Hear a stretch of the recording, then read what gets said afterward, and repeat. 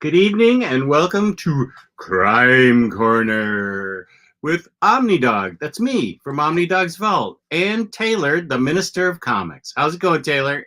I'm doing great, and if at any point Jess says my video is stuttering, it's probably his fault. Like last time on Batter Days, Why is it my fault? I watched some of the premiere, and remember during the video you're like, "Oh, well, your video is going in and out." It was actually your video going in and out.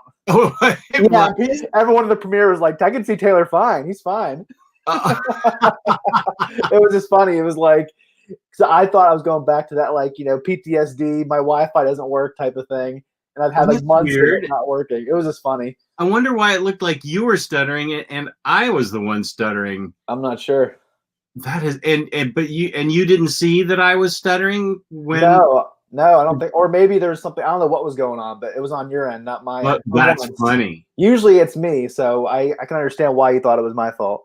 That is funny. Okay, well, we'll try and have a stutter-free show tonight. But Jess and I were just talking about something exciting. We got some review copies in. Woo! Of the new TKO books, which we'll be reviewing in the foreseeable future. So be on the lookout for that. Lonesome Days, Savage Nights. I'm excited about this. It's about a werewolf PI. And if you've been watching Crime Corner for any length of time, you know if it's a PI story, I'm probably going to like it, unless it's horrendous. I'm guessing this won't be horrendous. But I'm really looking forward to reading these TKO books. There's Lonesome Days, Savage Nights. There's Red Fork, which is a horror series, which I'm guessing this will probably be up Jess's alley the most because you're a big horror guy. And The Pool by Steve Orlando, which looks like a sci-fi book. So be on the lookout for us reviewing these. I got my copies before Jess, potentially, but he hasn't gone out to look at his porch yet, so who knows? They might have I just got out of bed. I've been feeling so awful all day. Wait, let me turn off this other page because it keeps making noises. Okay. Yeah, thank you to Ben and Gary saying feel better. I was supposed to go on Omar's show at 2:00, but I had a raging migraine, and it comes with nausea too. And right now I feel a little nauseated, but my migraine's gone and I feel well enough to do this show. I couldn't have done Omar's. I didn't even know where I was at that time. I had just gotten into bed and I was dizzy and ugh. Yeah, that was at the start of your nap. But I feel fine now. Wait, what? Yeah, that was at the start of your nap time. Oh, I'm not hearing you. Is it me? Uh-oh. Is it me? Can you hear me now? Am I? Okay, say something. Can you hear me now? I can't hear you. Oh, gosh. Hold on. Did I hit a button? No. Hey, audience, can you hear? Can you hear Taylor or me? Yeah, I needed some super soldier serum. We can hear both of you, but it doesn't do me any good if I can't hear Taylor. I guess I'll jump back on. That's weird. Oh, okay. Needs to check out and check back in. And you guys heard, I wonder if there's something going on with my connection. When I have, usually everything's fine here. Try it again. Can you hear me now? Yeah. It's weird. I don't understand why. I don't understand why everyone else but you can hear me. I know. Michael Emmons said he was going to translate it down for you. Well, it was like that one time. Saying, except he's saying what I was saying. Remember that one time we interviewed Mark Wade and he couldn't hear me for some reason for the first like 10 minutes? Oh, that's right. That was so annoying. Oh yeah. I didn't mute him, Streak, because my cursor was way away from him. But Jess is he's practicing selective hearing right now. He's blocking out my voice. No, if I was going to block out anybody's voices, yours probably wouldn't be one of them. I can think of a lot more to block out. That's really weird. Oh, well, at least it's working now, and hopefully it continues to work. Yeah. So I have a ton of books on my desk here, sort of desk bookshelf. And I haven't been thinking about it today, but I went to bed last night thinking about how to put all these books. I have so many books on the floor, how I can file them away in the Kallax because it's deep enough that you can put 2 books deep into it. Yeah, M-Man 40 put that bug in your last night on Omnibros, right? Yeah, he did. M-Man 40 definitely came up with that, and I was like, nah, but then I can't see the books, and I was like, but I could make a little note of what's behind there, or I could just have omnis in back and trades in front so you could see what's back there. I can just imagine being like, hey, Jess, do you have this book? No, I don't have it. And it's like hidden back in the second row of the Kallax. I can definitely picture that happening. Yeah, well, I think talk to Gio about this because he does this. Oh, he does? He double stacks his books on his Kallax, I believe. Oh, so okay. Maybe text Gio or talk to him about it and see what he thinks. I don't think he has a ton of room. I think he had to get creative like you do. Yeah. Is there really is there no room at all left for new shelves in your basement? No, that's it. We're on. I shouldn't be buying any more books at all. I'm at the max. That's not going to happen though. Right. So we got to figure out a solution. Well, your most recent solution was your desk bookcase. That lasted for like 2 days. No, that lasted for a few months. But I think it's all filled up now, right? Yes. Ben Uncle says the Stumptown hardcovers are already back there. That'd be hilarious. There's a trap back there. Whoops. Stumptown HCs, yeah. Hidden behind a layer of trades. And you also have some shelves upstairs too, right? I have a library upstairs of built-in shelves that came with the house. Those are filled. Then there's another shelf in that library that's filled. Then in the unfinished part of the basement, there's I have 3 shelves and then tool shelves. So they're sort of just stuck in there. Those are like overflow that I'm gonna get to at some point, but not real soon. And then outside this part is albums and two shelves of books, 2 or 3 shelves of books outside this room, and then there's this room and the annex in there. Isn't there like a main room with the soda fountain, the jukebox, everything? There's nothing. There's no room over there either. That wouldn't go with the aesthetic. It's like my wife gave me this room for my books. She doesn't want it overflowing out to where the jukebox and pinball machine are and all the other fun stuff. Okay. As it is, she was nice enough to, because my albums were overflowing, she had me get Kallaxes for my albums. And so now I've got 2 nice Kallaxes out there for my albums, and now there's nothing on the floor out there album-wise. Okay. So, I'm all organized with albums, finally. If you guys noticed, my DC shelf isn't behind me anymore. I had a massive project on Monday where I switched everything around. So I have my Marvel shelf behind me now. So then I have my DC shelf over here. And now why did you do that? Because I have more. This is a bigger shelf. So that's my ring light right there. And I currently have more DC books right now than Marvel books. Okay. And I just couldn't fit the Marvel books on that I couldn't fit the DC shelf books, my DC books on that shelf anymore, because I did have a big stack of shame over here that I had to finally get rid of. And I have my Vertigo and Image books over there. Nice. And I have my other indie books on this one little shelf over here. So I'm finally good to go. But these new TKO books are starting my new stack of shame that I'm sure will accumulate more over the holiday season. So I have a couple orders ready to go. I love this one. My wife gave you that room. You earned that room. Yeah. So, and the one thing about the Kallax in front of me is it's all Marvel. It's not all my Marvel stuff, but it's all Marvel. Here, I'll show you. It's all my Marvel stuff. I feel like that used to be your main background for a while. Didn't it? It was, yeah. I switch every once in a while and have that as the main background. That's a cool background with all the figures. Yeah. You definitely have a lot more figures than you used to. Oh, yeah. Every time I see it, there's like a bunch of new figures stacked up. Yeah. So that's what it's all Marvel. It started out actually very clean looking and nice. It started out all Marvel Omnis, just Omnis, and it was all very uniform, with the red top on the Marvel Omnibus. Right. It was fine.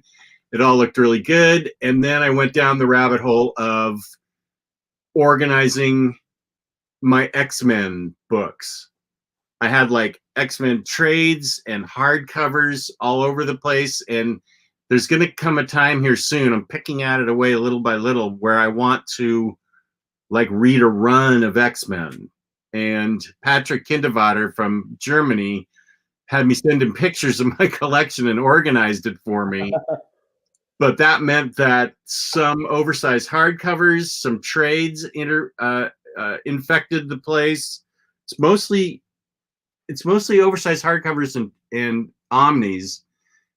Trades are right down here of Marvel, mostly down here and up there. And I mean, I've got Marvel trades all over the place, but I could consolidate everything possible Marvel onto that shelf with that idea of the double Kallax. Yeah, with I don't know what I'm going to do because my Marvel shelf is almost full. My Image and Vertigo shelf is almost full. And this other indie shelf down here is already full. But I have a closet over here.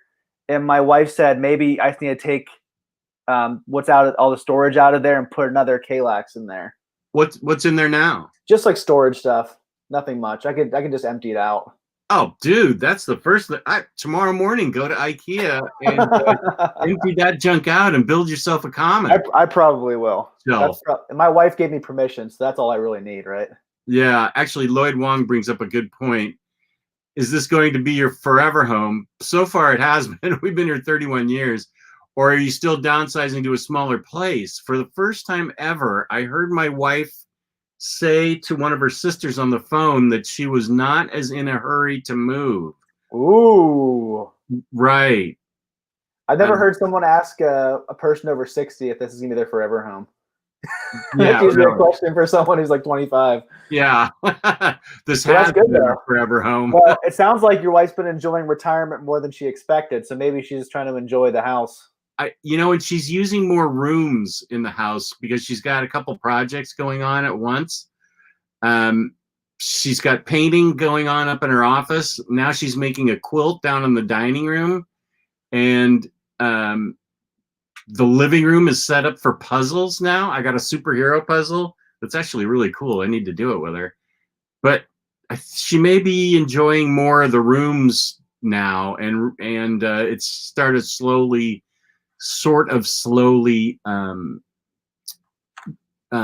dawning on her that maybe this house isn't too big. Well, I think because I mean, think about it. I mean, when you're working all day and you come home and have to clean and take care of everything, I can understand why it's overwhelming. But when you're retired and you don't really have to go to work, all the tasks and chores around the house don't seem as daunting as they used to. Right. That's probably how she's able to enjoy it a little bit more. And Ben had a question earlier for me because I mentioned that my son likes Mickey Mouse Clubhouse. Has he watched Paw Patrol yet? He has not, but that is a good idea. I think that is like a superhero dog show. So at some point, I'll introduce Pat Sam to that. Ooh, I'll watch that. And your hero is here, N-Man 40. Who gave you the N-Man 40, double layering man. Yeah, that brings up, if I want to do a collection video, I'm going to have to take a before picture of the shelf, which is not a problem. I can edit it into the end result quite easily. So that makes me think that I would probably take down the figures, do a video of the shelf, and then redo it all and just drop it in and say before and after. So maybe the question to ask yourself before you do that is, are there any other books that I do want to get rid of? Or do you think you're at that point where you've gotten rid of all the excess books? That's a good question. As far as books I've read, I've gotten rid of all the books that I have read and don't feel like keeping. And you got rid of some that you had no intention of reading. I think you got rid of some Marvel Omnis. I can't remember what it was, like West Coast Avengers Oh, yeah, or yeah, something. yeah, yeah, yeah. But Yeah, there were a couple years like, I'm right. never going to read this, or I forget what the other examples were. No, you're right. Oh, Alpha Flight. I remember that was one of them. Flight. You're like, I'm never going to read this. Nothing against Alpha Flight, and if you enjoy it. Now that's a whale or something. Alpha Flight. Oh, really? And I think so. To all the new collectors that have come in, Alpha Flight, West Coast Avengers, those kind of books I would look at and just go, I'm just not going to read them. I'm not as big an Avengers fan as I am an X-Men fan, and when I say I'm an X-Men fan, it's I'm a junior league X-Men fan.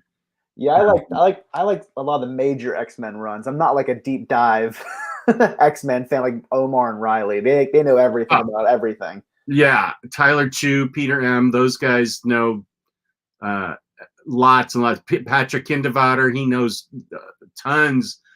I mean, there's a Psylocke book that was rare, and I found it from.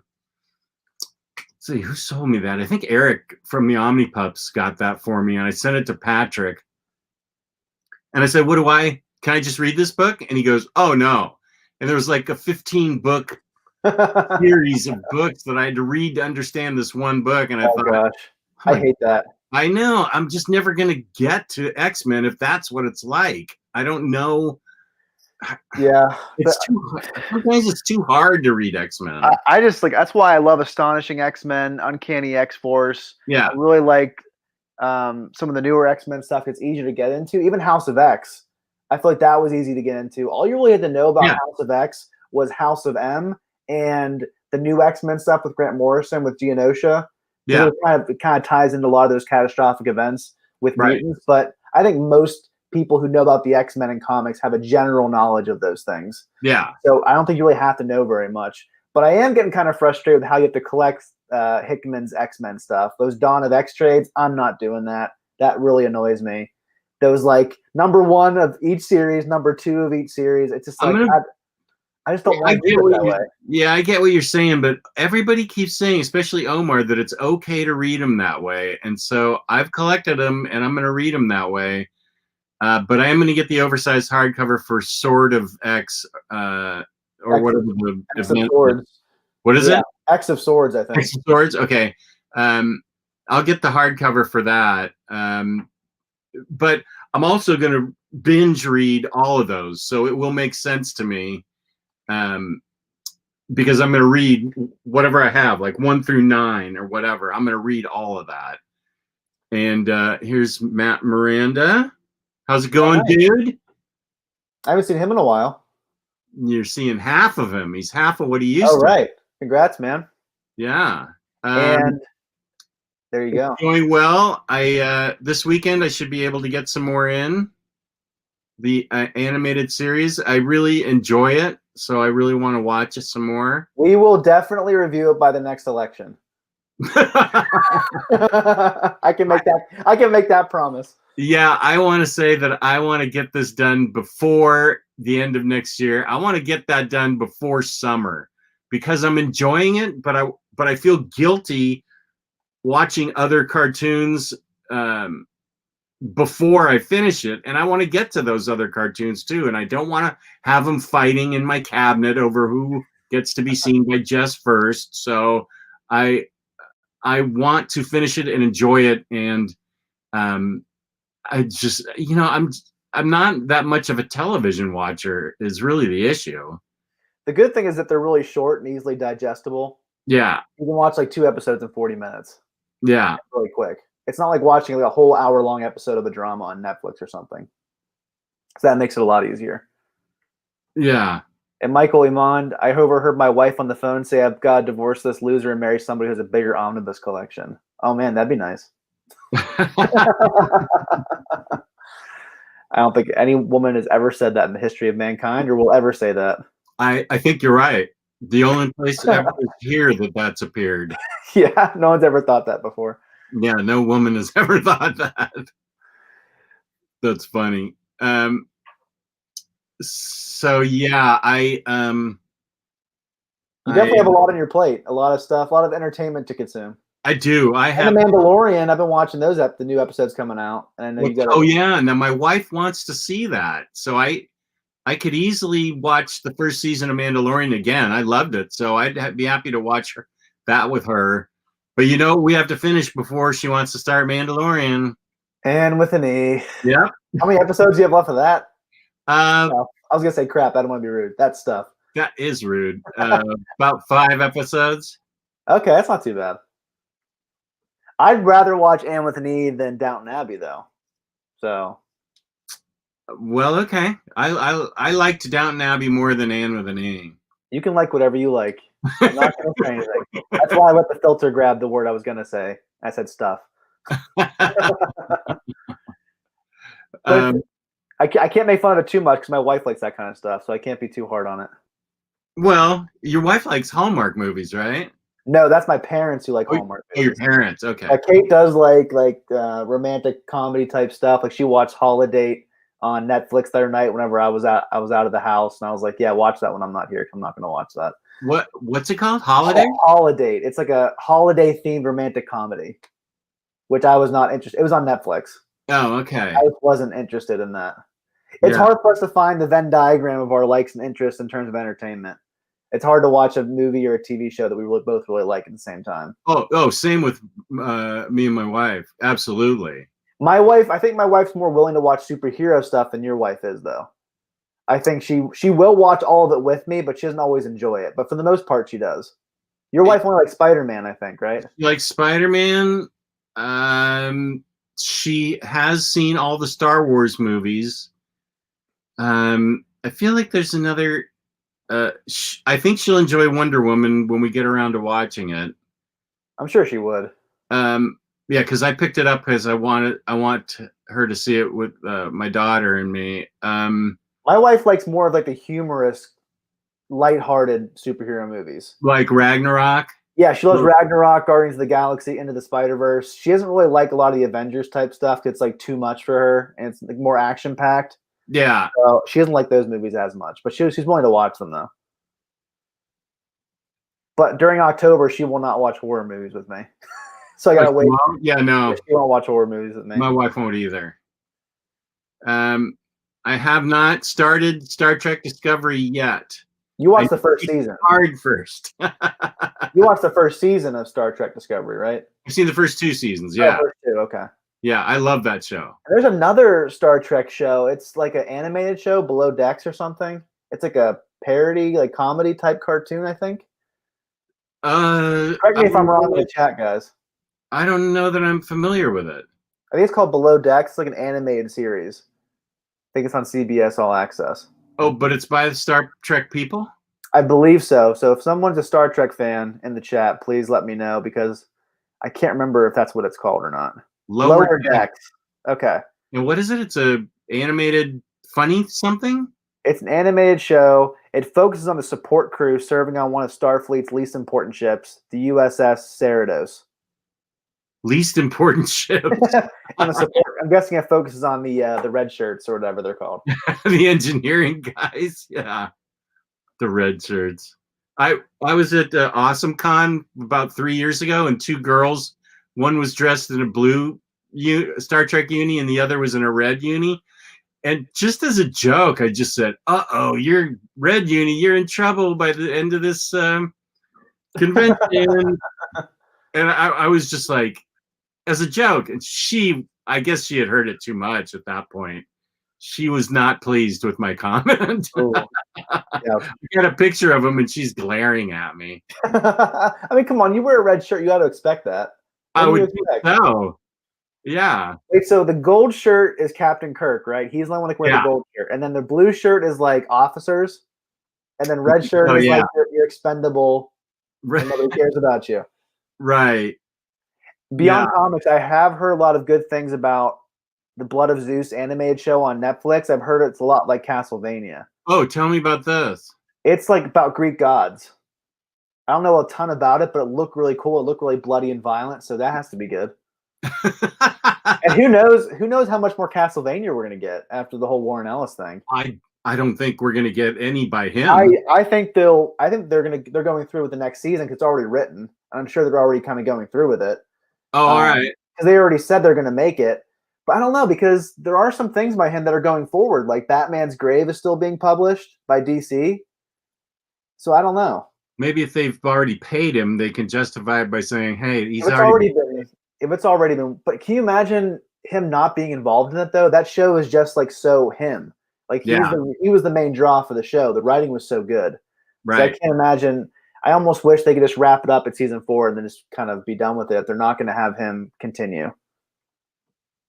That's what I felt about House of Cards. I was so disappointed. Like I was so glad Kevin Spacey got caught, but it's like I wish that last season had come out because I didn't even try to watch the last season because I heard it was horrible. I never watched House of Cards, so Yeah. So it's just I mean, obviously these things are more terrible because of the victims, but it does stink whenever you can't follow through with things you really enjoy. Well, here's Streakazoid. It was just a joke. It was at Awesome Con, and red shirts are always known to die. It was just a joke. I guess I take your point, though. Well, we do have a couple books, two spirit books, and another book. Which one do you want to talk about first, Jess? Let's talk about the book I'm going to cull. Men of Wrath. No. We'll go with this one first. I have the paperback. I have the Icon paperback. Here's the nice hardcover. It's oversized. And first of all, I will say, I forgot how good this guy's art was. Ron Garney. Wow. Yeah, this is some outstanding artwork. I'll read the back while you show off the artwork, okay? Okay. Years ago, when a great-grandfather, Isom, stabbed a man to death over some sheep, everything changed for the Wrath family. A long, bloody cycle of Southern violence began that day, one that's been passed down from father to son over the course of a century, getting a bit darker and bloodier with each new generation. That cycle now culminates in Ira Wrath, the coldest hitman to ever walk Alabama soil, who has just taken a job that will decide the fate of his cursed family once and for all. It started with some sheep. It ends when everyone dies. So this is by Jason Aaron, who's obviously famous for things like Scalped, Southern Bastards, Wolverine, Punisher Max. Coming back, Thor, to do, I think, one of the things he does best, which is crime comics. And it sounds like Jess didn't like this book. I'm going to go the exact opposite. I really enjoyed this book, and I really like it. It's very dark. This will not be for everybody. I can definitely say that. There are some really grisly things that happen in this book. Some things you're like, wow, I can't believe they went there. I can't believe that he did that. It's basically this hitman is pretty much given a new hit, which is his own son. And he has to kill his own son. And I don't want to spoil what happens after that, but it kind of goes back into their family history and how this one event back in 1903, I think, has just ruined the rest of their family. And this cycle of violence just keeps going down from generation to generation. And so I really enjoyed this book. I thought it was a really interesting meditation on the sins of the father passing down to the son. And as a father of a son, it kind of touched me in a different way. And it was just so heartbreaking to see these fathers abusing their sons and mistreating them and totally not caring about them, and seeing how that just influences them and twists them and makes them cruel because of how their fathers treated them. And I really like how the end of the book wraps up and how there is some hope for the future. And I don't want to ruin that for anybody. Yeah. But I thought there were some great action scenes in here, some heartbreaking moments. I just thought it was a really great book. It wasn't my favorite Jason Aaron crime book. I still like Scout better. I like Southern Bastards better. I liked his Punisher Max better, but I still think this is a solid entry in his crime catalog. I like Streakazoid's comment. Joe Chip, you missed all the good stuff. We're done with the tangents and we're on to the book reviews now. Yeah, with sometimes a boring emoji. Yeah, sometimes I feel like people don't even care about our book reviews. You jerks. Everybody's on Joe because he was late. Joe, all this hard reading, all this hard work for you guys, and all you want is our random thoughts about the most random stuff. Yeah, Pearl's right. 33 watching and 12 likes. Don't forget to like, friends. Every vote counts. Press gosh. That's right. Please press like. It helps us in the YouTube algorithm. And I will say that I didn't not like Men of Wrath. It's so brutal that I just didn't enjoy it. The writing is fantastic. The art is great, but it is so brutal and raw. I think it just went over the line for me as far as whether or not I could enjoy it. And it was just a painful, it was a painful thing to read as this this sort of father-child abusive relationship gets passed down throughout the generations, and none of these men have a chance. It just seemed so hopeless, and although it does have a hopeful end, it just seemed so. Did you read the introduction by Jason Aaron? Yeah, it seems like it was. He said I it was think his family. that really set the tone for me of him kind of exercising some family demons. Obviously, not everything here is actually what happened, but Right. his great great grandfather did kill someone over sheep, and there is a lot of violence. His one grandfather died of rabies, I think, and he went insane. I think it's him exercising his family demons and saying, "My family and my son, we will not be going in this direction. That I am changing direction and going this way." And I definitely get what you're saying. I totally understand why people aren't going to like this book. I think I'm glad that you at least respect it and say it was well written, because I think it is well written. It is excellently drawn. I can totally see why someone wouldn't like it. I'm someone who likes really dark crime stuff. Yeah. I can totally see how this book can be too depressing and too over the top for someone. I don't want to say I didn't like it. I want to say I didn't enjoy it. I just don't. I liked it for what it was, which was well written and extremely well drawn. Really well paced, nicely thought out. All the characters I thought were well positioned, and you got to know the main protagonist well enough that you knew what was going on. I definitely respect it as a piece of literature and art and a good comic book. I just don't know that I can recommend it to anybody unless you're a hardcore ultra-violent fan who thinks that Stray Bullets is just another walk in the park, maybe. Yeah, people keep telling me Stray Bullets is the most intense. I read the first volume, and there were a lot of dark moments, but man, this might be the darkest crime book I've ever read. This is the darkest book I've ever read. Oh, wow. I think so. I'm trying to think of a dark. Punisher Max was pretty dark, though. What was? Punisher Max was pretty dark. There was a lot of intense stuff in there. Is that the Jason Aaron one? Yeah, the one that we reviewed right like last year at some point. Yeah, that was dark, but I really something about it. I thought it was the blood. It's funny. Bloodshot. I mean Bullseye.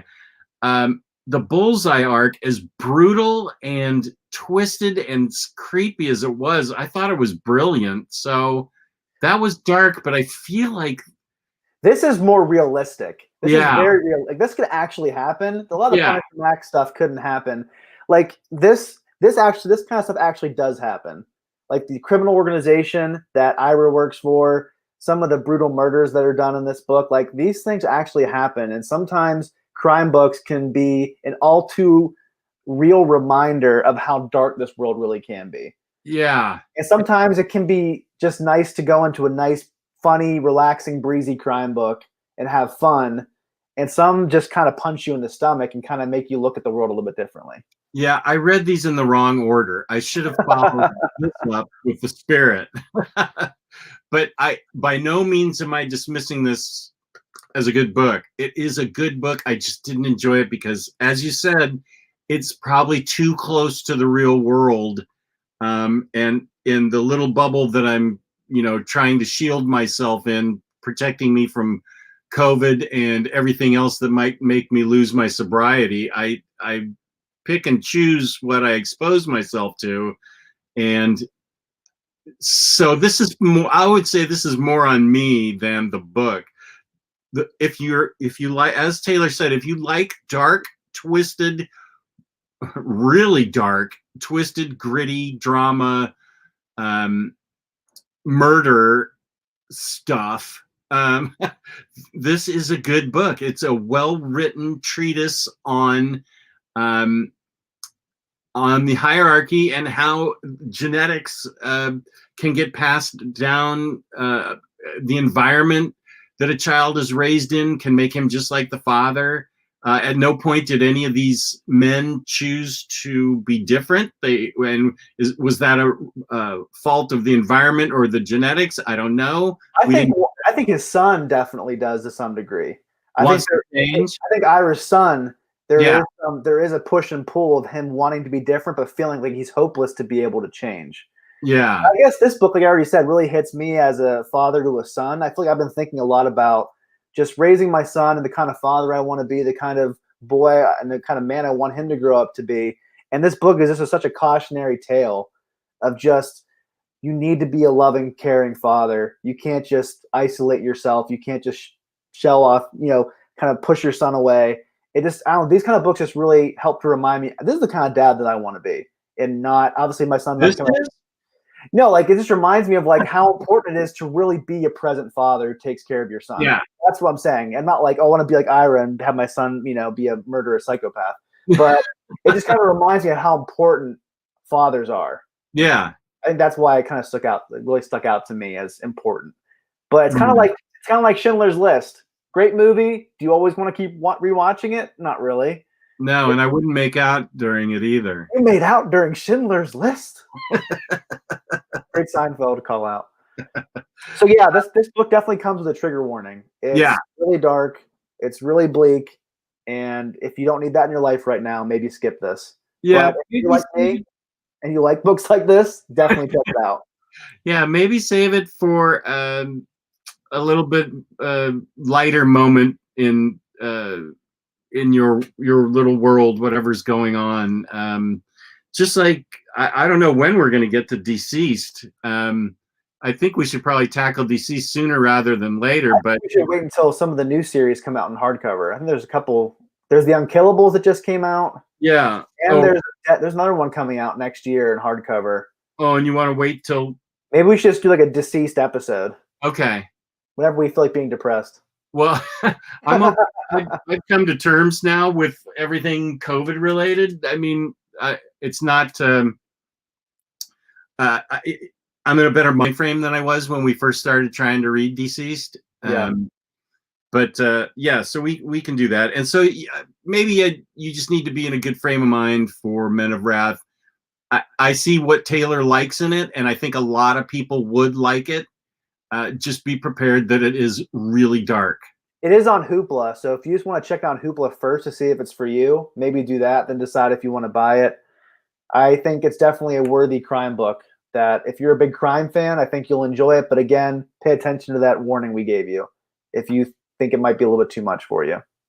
And Marcelo Ramos says that the next Deceased book after Unkillables is Dead Planet. So maybe once Dead Planet comes out, we'll do a Deceased episode because I know we're both big fans of Tom Taylor. I still need to read Injustice too. Oh yeah, I want to read Injustice also. And Jess, is that hardcover an oversized hardcover or is it standard size? Which Men of Wrath? Yeah, do you know? Yeah. I have the trade paperback. So standard size trade paperback, and here is a ooh. So yeah, it's oversized. All right, cool. And that's still in print. So if you want to get the oversized hardcover, get it in that format. I wish that I had it, but I just didn't feel like upgrading. It was only 5 issues. It wasn't really worth the upgrade for me. Well, I'll just send it to you. Oh, if you want to. Yeah, sure. All right, thanks. I'll put this in the Taylor pile. When it gets big enough, I'll send you stuff. All right, cool. Thank you. Yeah, Jess is always a really good friend. He sends me some of the stuff he doesn't want anymore and just makes me pay shipping, which is a great deal. So I definitely thank him for that. Oh yeah, sure. That'd be a good thing for this book because I don't want to donate it to the school library. So yeah, I don't think with the amount of children that die in this book, I don't think the kids' library is going to want that. Oh my goodness. Yeah, so there is that too. I don't want to spoil anything, but there are children who die in this book, and that is a bridge too far for a lot of people. So I could totally see again how that would just be something where it's like I don't want that in my life. Yeah, lots of animals. Lloyd Wong, good question. The trade paperback is by Marvel Icon. The hardcover is Image. So that's a good question. Good, yeah.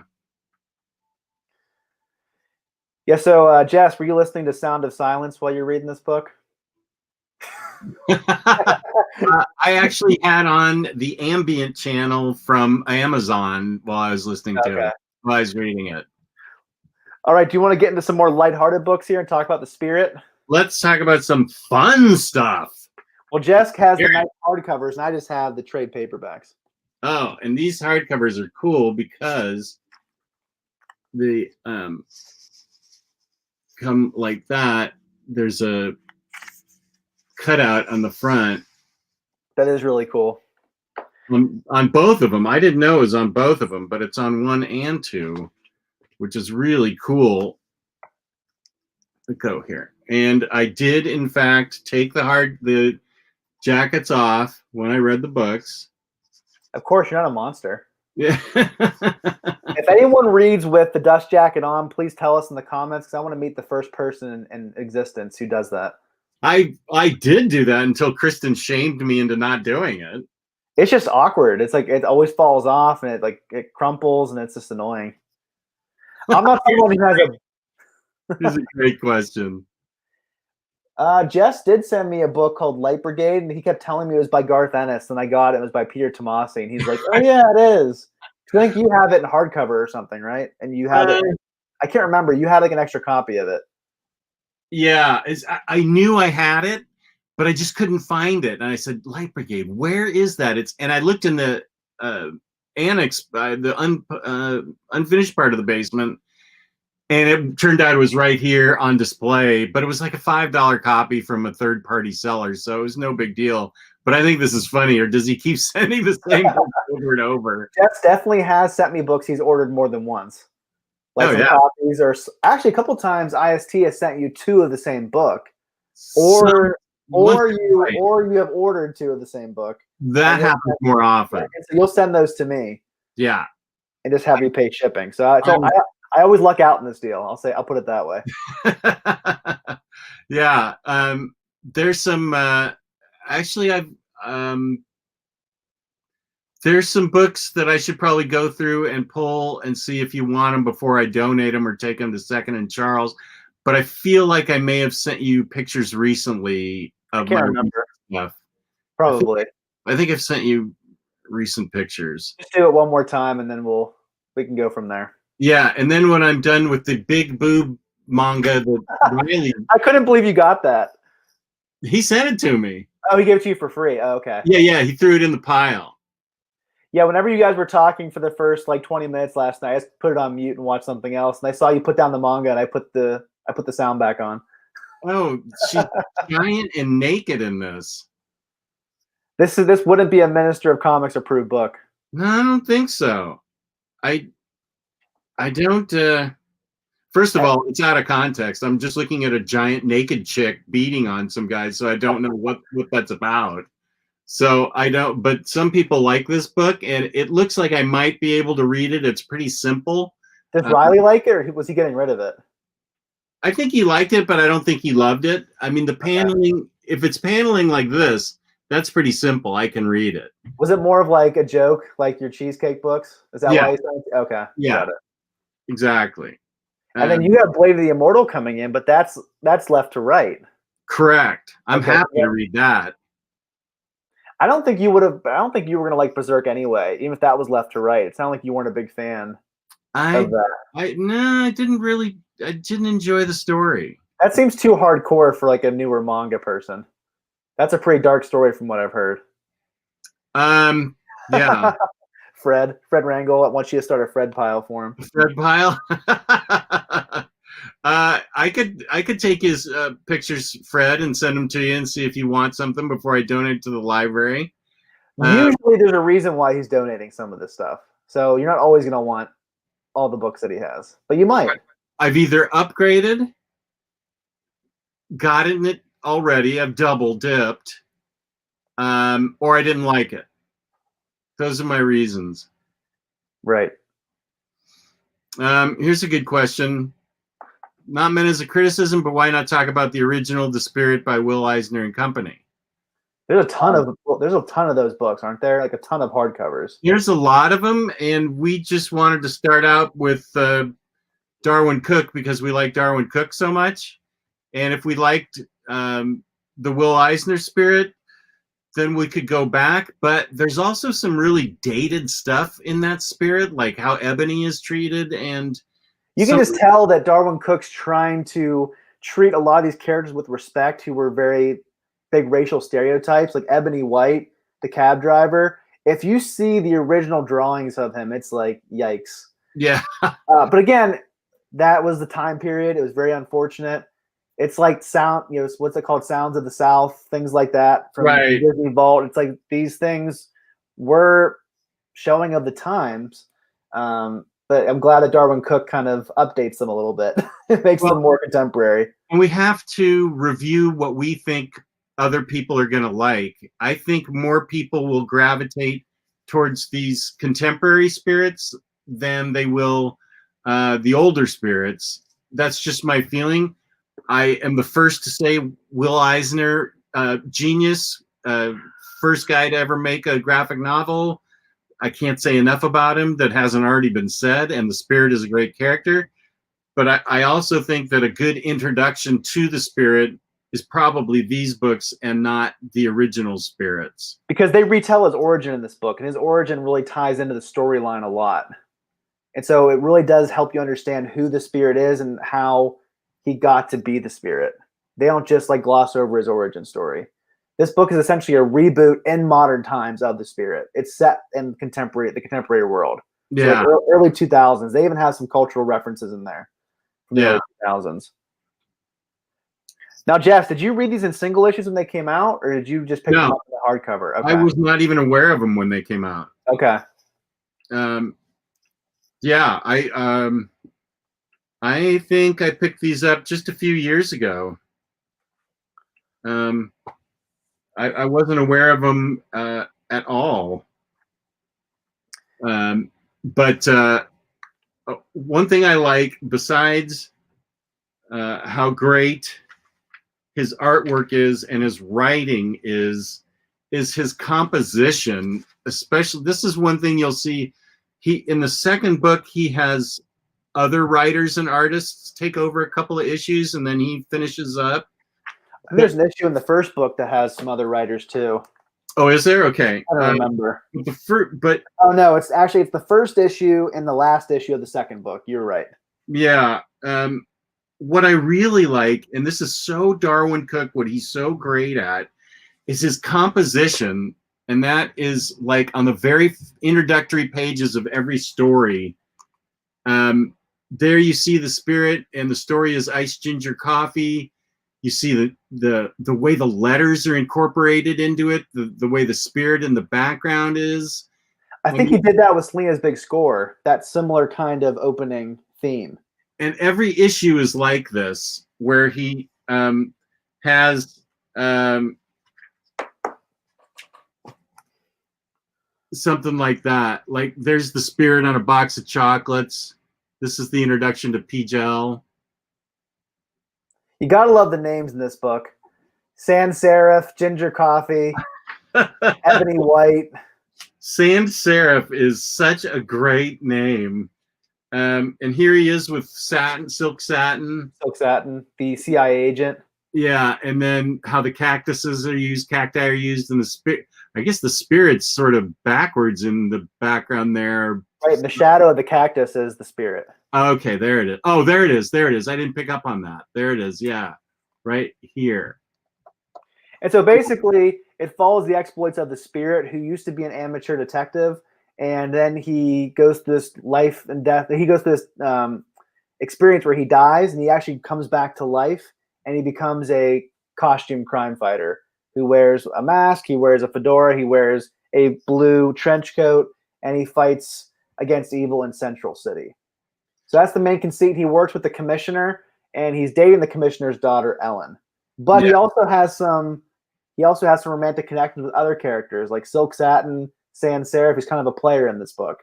Right. A lot of female characters that pop in and out, and he has these connections with them.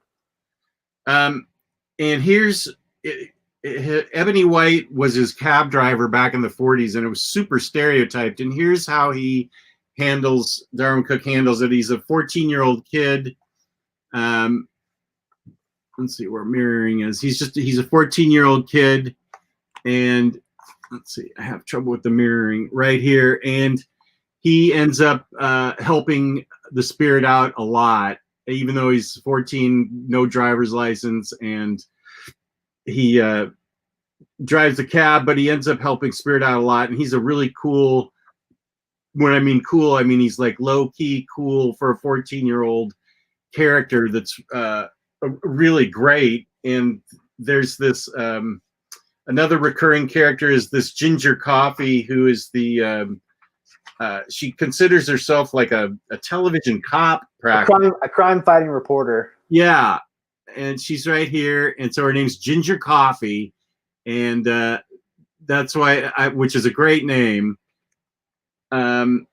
And then I think my favorite character in the book, maybe yours too, I don't know, but is introduced in the Pijel Maneater book. Hussein? Yes.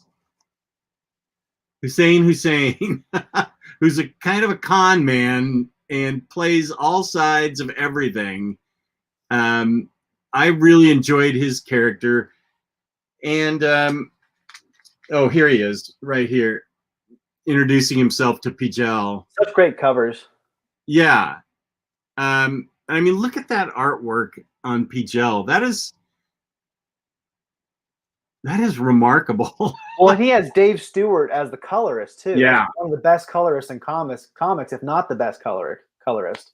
Right. So he not just has himself on. I don't know if he does the inks actually. He might just do the pencils. I can't remember. This says inks and finishes by Jay Bone. Jay Bone. So actually, Jay Bone helps a lot with the art too because he's doing the finishing touches on it. So yeah, Jay Bone does a great job with the inks. You have David Stewart, one of the best colorists in comics. So the art in this book is fantastic. The only time the art takes a dip is during the anthology issues, which I really didn't enjoy. I didn't like either anthology issues. I thought I actually skipped the last one because it was so boring. I just couldn't get into it at all. You skipped what? I got halfway through the last anthology issue and I was like, I don't want to read this. It just wasn't. It wasn't capturing my attention. I'm trying to remember. I read the Eduardo Risso part. I just couldn't get into the other ones. Was it the silent one? I don't know what it was. I just didn't grab a hold of it. Especially the first anthology. Treasure? The first anthology was really not to my liking. That one where he's running through the tenement building and coming across all those different villains and people who live there. I just thought that was kind of cringeworthy, to be honest. Was that the Walt Simonson story? I think it was actually a story by Jimmy Palmiotti, who I know you really enjoy. Harder Than Diamonds is about Harder Than Diamonds is by Walt Simonson. And then there is Synchronicity by Jimmy Palmiotti. That's the one I didn't really enjoy at all. Oh, I see. Yeah, where everything. Oh, I really enjoyed that story. How everything came together in that one tenement building on a hot day. Yeah, I enjoyed the Darwyn Cooke stuff a lot more than the anthology stuff by other writers and artists. I just wasn't a huge fan of the stories that they came up with. Okay, that's fair. I'm not really a huge fan of really short stories. They have to really grab my attention and have really good art. And I feel like the art was very subpar in many of those stories. Now, I will say I agree that I thought, first of all, I'm a huge Kyle Baker fan, but there was not much substance to Hard Sell by Kyle Baker. I think he's capable of better. It's about a woman a celebrity that gets a stalker who kills various people in her retinue. And I won't spoil it, but Kyle never gives a reason for the murders at all. They're just random, and I would have liked to have known some motivation for the murders in the book because they're central actually to the story. So I didn't care for that one. So I understand what you mean. But then he takes over again with Ginger Coffee and Time Bomb. And I understand what you mean about short stories. And then there is some major through lines through the whole entire book. There is the octopus, who's kind of the major villain, the major overarching villain, as well as El Morte, who is a guy who actually died the same night as Denny, and they died in the same chemical ooze that brought them back to life. Right. And you kind of discover his dark past and what led him to be who he is. I mean, look at this cover. That's just fantastic. It's unbelievably good. And so there are some really interesting through lines to this book. Most of the stories are standalone stories, though, that happen that begin en media res, like as things are already happening. Like it'll happen like right in the middle of the action. A lot of times they'll flash back, tell you how they got there. There's a lot of just like light and breezy, fun crime capers. Well written, really well illustrated, super fun. Let me ask you about the Batman story. I wasn't a huge fan of the Batman story. Okay, I for some reason I kind of thought you wouldn't be. It was way too convoluted, and it was just like, what? The plan was kind of stupid. Like they're arranging this police commissioner, police officer ball, and all the villains from the Spirits Rogues Gallery and Batman's Rogues Gallery come together, but the Joker's kind of throwing a wrench in things, and there was way too much going on. It should have been much more simple. I love the art. I love the way he draws Batman. There were some cool moments, but overall, I thought it was a missed opportunity. And he also has Selina on the side of wanting to kill Batman, which I thought was odd because this is not like 1948. This is. And think about who is writing this and drawing it. It's Darwyn Cooke, who did Selina's big score. Yeah, he knows Selina better than most art writers and artists. So I thought it was odd that he had her on the side of wanting to kill Batman. Yeah, because usually Selina just wants to be a thief and live the way that she wants to live. She's not usually trying to go after Batman and try to kill him. So that was kind of out of character. I just didn't think the book was that story was very streamlined. I thought it was way too convoluted, and it could have been a lot more impactful if he had just really simplified it a lot more and give them an easy case to solve. You can't really see much in that. Yeah, that was probably one of my least favorite stories in these books, besides the anthology. Yeah, I had a feeling you might think that. Did you like it? I thought it was fun to read, and I enjoyed it. But I understand your criticisms about it being too convoluted, with too much going on in it. If it had been its own book, it could have been that story, and had it been a couple issues, it was just a lot of stuff to jam into one small issue. Yeah, that was my big critique. I think so too. And some of the other stories, there were some stories that I was kind of like, that was fine, that was okay. There were some that were fantastic, but there were a handful by Darwyn Cooke that I was like, yeah, that was just okay. That wasn't the best. So I think overall the stories were really good, but there were some that I didn't enjoy as much as I thought I would. What did you think about the? Because I really like this. I'd be interested in what you thought of this. The punk rocker one, where he got his inspiration from. That was interesting. That was an interesting one. I did like that one. I loved this one. I thought it was really good. There was a couple that I'm trying to remember the ones I didn't connect to as much. Mm-hmm. Oh, I didn't love the first issue, actually, of the series. The one where he's running away with Ginger Coffee. I thought that one was just okay, but it got a lot better the next one when he dealt with the gel. That was when it really took off for me, and you met Hussein. Yeah. That's when the book really got. The first issue, I was like, that was fine. Yeah. There were no bad Darwyn Cooke stories. I think the only really poor one was the Batman issue, and the other ones were fine to fantastic. Yeah, I agree with that, except I think I enjoyed Batman a little bit more than you did. And I didn't hate I didn't dislike the anthologies as much as you did. So to me, this was, I think I probably had a little bit more fun with this than you did, and you had more fun with your dark, murderous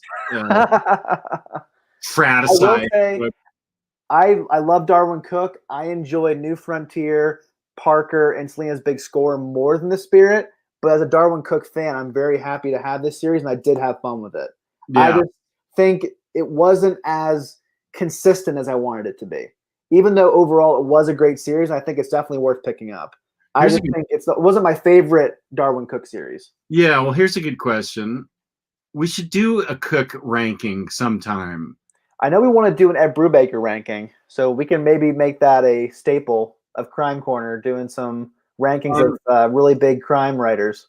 Maybe when the new Parker edition comes out, we can review it and then rank we could rank all our Cooke stuff, because let me think. Let me think. There's New Frontier. There's Parker. this big score. Hold on. I'm sorry. going. I just wait a minute. All right. Okay, we've got Selena's big score. We've got Parker. We've got New Frontier. We've got the first few stories along with Selena's big score in the Catwoman Brubaker books, right? Am I allowed to talk now? Yes. Yes. There are some stories by Darwyn Cooke, and then Cameron Stewart takes over Right. the art duties. Right. So I'm trying to think of other Darwyn Cooke books. Those are the only ones that I have right now. I do have Graphic Inc., the DC Comics of Darwyn Cooke, and those have some short stories in them. Everyone in the chat, let us know if there's some Darwyn Cooke books we're not remembering. Yeah. What Ego, Batman Ego. Oh, right. We have that in something, don't we? I think you have. Don't you have Batman? Oh, you have Selena's big scores included in that, as well as some other Batman stories. I don't think you actually have Batman Ego. I don't have Ego, but I have all the stories. And he did Jonah Hex? I didn't know that. Yeah, he does have a Jonah Hex. Let's see. He does have a Jonah Hex here. Oh, he did Minutemen and Silk Spectre, right? Before Watchmen? Right, yeah. Did he write and draw those, or just draw them? I think he wrote and drew them. Let me look real quick. I know right where they are. Isn't there a Vertigo book that he did, like Twilight Children or something? Oh, yeah. I don't have that. Okay, let's see. I do. I think that was the last thing he did. Right. Let's see. Minutemen, Silk Spectre. Darwyn Cooke and Amanda Connor are the writers and the artists, so you'll be able to tell right away who did what.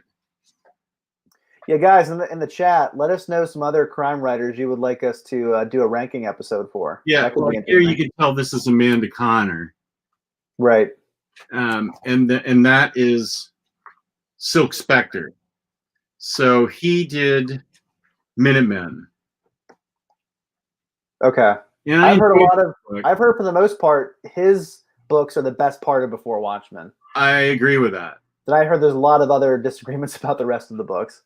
Gabe and I seem to be the only ones that enjoyed it. But this is something that I read once a long time ago and said that was fun, and I could read it again and have a completely different feeling. So, except I feel like Minutemen.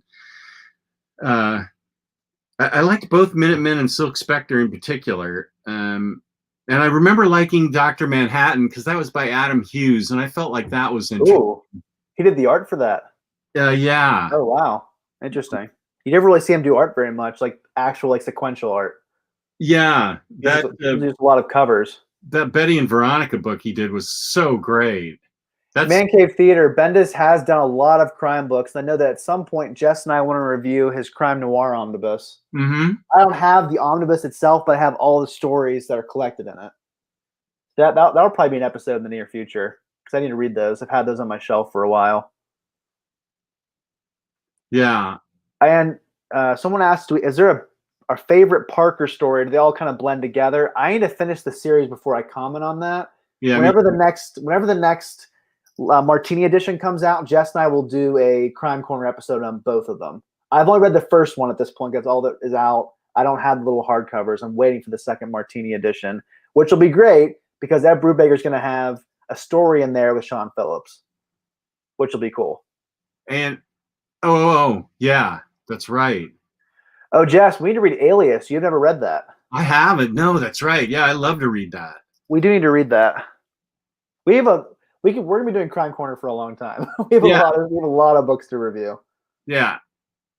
This is a good idea to read everything ever. As long as I'm reading, I will be alive. So I just have to keep reading to keep myself alive. Jess, you just need to stay alive until the Bronze Age Batman omnibus. I don't want to have to put it on your chest in your coffin. I'd rather have you have it on your shelf. Yeah. Yeah, we're doing. I'm doing an Ultimate Spider-Man review every week with Chad Omnidog, and we're about halfway through so far, and we're digging it. That's a long run. Are you guys gonna do the Miles Morales stuff after the Peter Parker stuff? I don't know. We hadn't. I want to see if we can actually finish Ultimate Spider-Man. Yeah, so hopefully we can do that Bendis review soon. We do need to read. We need to do our Vertigo crime imprint reviews as well. Oh yeah, We've been slowly accumulating those. We also got to do our Marvel Noir reviews, but that might take a little bit of time because we need to read a bunch of stuff for that. So we need to give ourselves time for that one. Yeah, I just got in the last one. I think it was like Luke Cage or something. I'm trying to remember. I have Luke Cage, Iron Man, Daredevil, X-Men Noir, and Spider-Man Noir. I think I need Wolverine Noir, right? And there's two other. There's extra Spider-Man. There's an extra Spider-Man, and I have that already though. I have the complete collection of Spider-Man. Oh, okay. Yeah, I think there's a Punisher one too, right? Oh, that's the one that's like impossible to find. I can't find it anywhere. Oh, really? Reasonable. Okay, here's the thing about the Punisher one. The cheapest one I can find is $60 for a paperback, and that's insane. Oh, forget that. I'm not doing that. No. I refuse to pay over cover for anything, especially that over cover. Yeah. So that's ridiculous. Yeah, no. You can read that on Marvel Unlimited. I'll probably just do that because I'm not going to wait to do that. We'll review that pretty soon. And Man Cave Theater, you came to the right show. Jess is a huge fan of Postal. I love Postal. I haven't read the new series, which is called Postal Deliverance. I haven't read that yet, but I love Postal the book. And I love the Edenverse with Tithe and Think Tank. You don't have to read those to enjoy Postal, but at some point they cross over and there's a crossover issue, which you can skip, but it makes the crossover issue more enjoyable. And Think Tank and The Tithe are both worthy reads. Not as great as Postal, but still really good. And I love the Edenverse is what it's called. And Postal's such a good book. I love that book. I didn't like it as much as Jess, but I did enjoy it. I think it's definitely worth the pickup. It's not one of my top 15 books like it is for Jess, but it is a solid crime book. Yeah, I had fun with that book. Jess, did you read the newer Stray Bullets and the Killers mini? I have not. There's 5 or 6 original Stray Bullet series. Then there's a new series called Stray Bullets, Roses and something. Oh. Let me look it up. Haven't read it. Let me see. Oh, Sunshine and Roses is the new series. So there's several volumes of that. So if we get to Stray Bullets, we'll probably just do the first run. And then maybe someday down the road, we'll do the second run if we get there. But I'm just trying to read the first series as of right now. I only have the first trade. I need to pick up the rest of them. Because that Uber whatever, I did not want that because I hate compendiums because they always crinkle and crease in the middle. Yep. And I don't want to deal with that. Yep. So I'm just getting the trade paperbacks because all the trade paperbacks are 200 pages or longer. They're thick. They're really nice trades. Oh, here's a book we reviewed. I just finished Killer Groove and really enjoyed it. Oh, great. We both enjoyed that book. I think we did. What was the other? You didn't like the other one, which was Hot Lunch Special. That's the one you didn't like. I did like it, but you didn't like it. Okay. Well, I forget what I didn't like about Hot Lunch Special. I think you thought it wasn't original enough. Oh, okay. Man Cave Theater, talking about Luther Strode. I don't have that hardcover, but I've only heard good things about it. I thought it was great. It was really, really good. I read it in singles, got all the singles autographed by Justin Jordan. I think of him as a big bearded guy, Justin Jordan. I saw him at Third Eye Comics, and then I saw him at AwesomeCon. He's a big friend with Third Eye Comics. They promoted the heck out of him. So I highly recommend Luther Strode. It's ultra violent and really good. I really liked it. I missed the boat on that one because it's way out of print, I think. The hardcover is. Oh, yeah. It's going for a lot of money. So I waited too long for that one. Is it not available in paperbacks or anything? It is, but that hardcover looks really nice. Oh yeah, the hardcover is cool. And the thing that sucks is Image doesn't really reprint hardcovers unless you're Robert Kirkman, who's like a millionaire and can afford to do it. Like, Or does Remender does sometimes, but for the most part, how many Image books have you really seen reprinted? Not a ton. Well, you're right. Now that I think about that, you're right. Because the writer and artist have to front the money to print that. And so once they get to their first print run, I don't think they want to take a risk. Oh. Brian K. Vaughan might, actually. Because, again, it's only the ones who are, like, really in the upper stratosphere of comic book writing, like Brian K. Vaughan and Robert Kirkman. Like, Robert Kirkman is a lot of money. So I don't think he's really that worried about. And Walking Dead keeps selling. Invincible keeps selling. So those are going to be evergreen books. But for the most part, once an Image book is gone, it's gone. That's my experience, at least. Yeah, I think you might be right. And Lloyd Wong's asking about The Other Side, which I haven't read, but I believe that you did. A long time ago, and I can't remember a thing about it. I'd be happy to read it again. I feel like, yeah, it was his first published work. That's right. I know right where it is. It's on the other side of this desk here. But yeah, I'd be happy to read that. It doesn't sound like it's a crime book or a theme type book. We'd have to read it for Batter Days, or Kristen and I would have to read it or something to review it. Yeah, we can do whatever we want. It's our show. Batter Days turn into whatever we want it to be. We could talk about like our favorite sandwiches, and no one would care.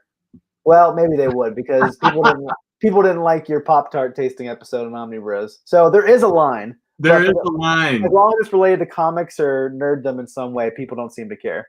In the early days of my channel, I did an Oreos cookie taste test, because Oreos at the time, I got 15 different flavors of Oreos, and I tasted them all. I do remember that one. That was really early on. That was like 2017. Didn't you and your daughter used to do root beer tasting? Root beer tastings, yeah. We were going to start again, but then COVID hit, and we haven't. The store we want to go to, I don't know that it's open, that has all the soda pop. And you're not drinking root beer as much as you used to with your diet, too. Right, but I do it again for the show. I remember that. That was like one of the first like videos you did, I think, a while ago. With my daughter? Yeah, I remember you doing that in the early stages. And Man Cave Theater has a question about how do we feel about Donny Cates and in particular God Country? I thought I enjoyed God Country a lot. I loved it. That's my favorite book he's written so far. I love that. That's one of the only comic books that like it actually made me cry at the end. Oh, really? That never happens to me. Like I could think of maybe 2 times that's happened, and that was one of them. That's by far my favorite thing he's done, which says a lot because he's done a lot of great stuff. Yeah. I think he's the big hot writer right now that everyone is always excited about what's coming out from him. You're right. I've only read one book from him that I didn't like. And that was one of his early, The Ghost Fleet. I liked the first issues, and then I think it got canceled or something happened. He had to wrap it up really quick, and it just really devolved into chaos and not an interesting ending to me. That was so like, what just happened? But I really enjoyed one of his first books about an alcoholic superhero gets his powers. That was really interesting. I really liked that book. Buzzkill is good. Redneck is good. That vampire book he has. God Country, Venom, Doctor Strange, Thanos. I mean, everything else I've read by him besides Ghost Fleet I've enjoyed. Silver Surfer, I haven't read that yet. I'm waiting for the omnibus. That omnibus does kind of make me mad because I bought Thanos in trade, then hardcover. Now I'm going to buy a stupid omnibus. Like, come on. And that omnibus is annoying because it's like 400 to 500 pages, and it's $100. Oh, it's a skinny one. Yeah, it's going to be a really skinny one. It's $100. Ooh, T-Lar Blount in the house. T-Lar Blount. I started rewatching Batman Begins for the first time in 10 years in 4K. 30 minutes in, and I have opinions. But it did make me want to read Batman and Robin. Jess and I did do a ranking of all the Batman movies, and Batman Begins, I think, was number 1 for you. Yeah. I think that was number 3 or number 4 for me. And my biggest gripe with that, Tyler, maybe you'll feel this way, is at the end where he says to Ra's al Ghul, "I'm not going to kill you, but I don't have to save you." I'm sorry, Bruce. That's the same thing as killing someone.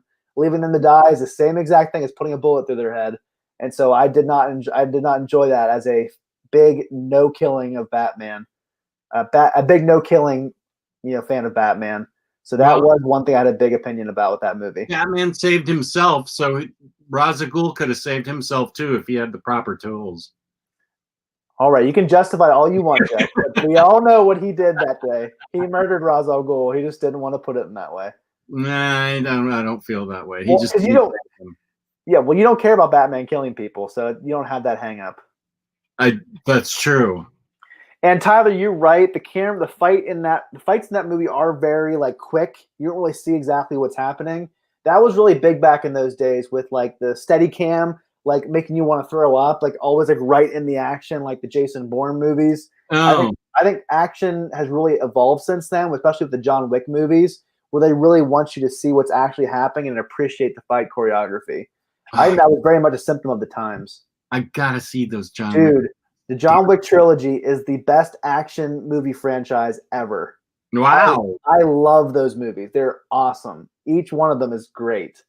Wow. They're fantastic. You won't find better fight and gun scenes in a movie. That is awesome. It's so good. Oh, Baby Teeth is also really good. Lloyd Wong pointed that out. Baby Teeth is good. So, one book out of 15 I've read by him, I didn't enjoy. So that's pretty good batting average.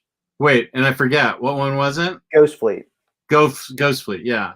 I liked Ghost Fleet. I didn't hate it, but I don't remember loving it, but I thought it was fine. And N-Man's 40 is going back to the good old days with you, Riley and Lou, talking about him missing the random episodes. You guys have been having that recently with the chill episodes. Actually, yeah. Last night was pretty chill. Most of the early videos with Riley and Lou were like that, where anything went. Miss those episodes where anything goes. Thursday nights, I think there's still a good chance that's what's going to be happening because we always have to come up with some topic. And last night, literally, I just pulled some books out of the box Riley sent me. I said, let's talk about these books that Riley sent me. And they're all like, okay. So. And Elvis is asking us about our thoughts on Preacher. He dropped it after finishing the first trade paperback. Oh, I'd be interested in why you dropped it, Elvis. Maybe it would help me identify or help me with what your thoughts were. I loved it. I don't think you liked it or even read it. I read the first trade. It just wasn't for me as a minister of comics. Right. I have a certain threshold with sacrilegious / blasphemous books. And if you like it, I'm not judging you at all. It just wasn't for me. Yeah. It crossed the line for me. My least favorite Garth Ennis books are his most popular books, which is The Boys and Preacher. I pretty much like everything else by him. Actually, you read a book by Garth Ennis this week you did not enjoy, Jess. Do you want to talk about that? Gosh, it was awful. I'm not going to pour root beer or anything on it, but I am going to I'm going to do a Hanna-Barbera video where I rank and read all the Hanna-Barbera books because a lot of them are really good. And this, Dastardly and Muttley, Garth Ennis, it was awful. It was really bad. It wasn't funny. It wasn't politically funny, social satire, political satire, poking fun at the government or anything. Nothing hit on this. It wasn't even remotely funny. If it had a point it was trying to make social commentary wise, it was way over my head because I didn't find this a bit insightful or funny. I thought this was a big dud. And I mean, I don't pour root beer on books anymore generally, but I'm just going to tell people that I just did not like this at all. And when you have books out there like the Flintstones and Snagglepuss Chronicles that you can, enjoy much easier than this one, I would think you'd go for that. I think Garth Ennis should stick to war and horror because that's what he does best. Isn't that a war book? Kind of. It's about fighter pilots, right? Yeah, they get. It's not like you're seeing people get blown away and dogs get like shot out of the sky, though, right? No, there's something happens to a drone where it starts spewing out all these cartoon things, and everybody starts turning into cartoon figures and cartoon type of varmints. And in the first scene, they get exposed to it, and Muttley brings his dog on a flight, and they merge to become Muttley, the human pilot. You're not making me interested in this book at all. And there's a woman that is and see here, people can get shot right through and nothing happens. And there's a really hardcore woman that all of a sudden starts developing this really curvaceous body. She's a fighter pilot, and all of a sudden she starts acting like a woman, helpless damsel in distress. And I don't know, this thing just didn't go anywhere. I really didn't like it. It was really a slog. I kept feeling like there was going to be a payoff, and there really wasn't one. It was. You were excited to read that too. What's that? You were really excited to read that too. Yeah, I was like, Garth Ennis did a Hanna-Barbera book. That's awesome. And I don't even that cartoon must have went way under my radar. I have no idea. I never heard of this Hanna-Barbera cartoon. Yeah, I think it was probably more my generation. Okay, I've just never heard of it. Yeah, I've heard of all the rest that Hanna-Barbera did. I've never heard of that one. Right. Yeah, and I get that. That I think it was more my generation. But I was really hopeful for this book and really excited. You're right. I was really excited to read it, and it was a big flop. I'm not a big fan of Garth Ennis over the top humor. I like his more serious work. Me too. I love Red Team. That's his most underrated book in my opinion. Red Team is a fantastic cop drama book. I think you reviewed that already. Otherwise, we do it on Crime Corner. That's probably one of my favorites. Fury Max, Punisher Max are fantastic. Sarah is a book everyone needs to read. Yeah, that's my favorite. That and Sentient are my favorite TKO books so far. Yeah, so, Walk Through Hell. That was also good. It wasn't one of my top favorites, but it was really good. Yeah. And Chris Kaufman's reminding people that the Walk Through Hell hardcover had the misprint, and I think they are giving some replacements out for those of us who've bought the hardcovers, but I'm not really sure how we do that. It didn't really bother me that much. It didn't really wreck the story, so I'm not too worried about getting a new copy. Are we talking about a Walk Through Hell? Yeah, remember how there was one one page that was duplicated and then one that was kicked out of the book? Yeah. And you sent it to me. It didn't really add much to the story, so I'm not desperate to get a replacement. I'm fine with what I have. Here are two people that think something of the same. Chris Kaufman agrees with Marcelo. Jess, I don't think Gabe did good work with his review of Three Jokers. It is in fact disappointing, but I think you should give it a try. It's not a book to skip, in my opinion. Have you read it yet? It's not out yet in hardcover. Oh, that's right. I'm planning on reading it on Hoopla first. Okay. Because first of all, I love Jeff Johns and I love Jason Fabok. His art looks fantastic. So I'm gonna check it on Hoopla and see if it's worth the pickup for me. Okay, maybe that's what I'll do too. I did swear I was never gonna read it, but because T-Lar Blount has opinions on Three Jokers. Oh. You have opinions out the wazoo. Is that a good opinion or a bad opinion, T-Lar? Let's hear your opinions. It sounds like you need to come on the show at some point. Yeah, you do have opinions. You should be on the show. You want me to send you the link for this? Yeah, Tyler, if you want to jump on, why not? Ryan Sace and I spent about 2 hours discussing it. Wow. Was that while Ryan Sace was shooting you in the head repeatedly online? Let's see. I found volumes 5, 6, and 7 on Hitman. Nice. In the used section at my LCS. So I'm filling in the rest from eBay and Amazon. I can't wait anymore for an Omni. Yeah, don't bother.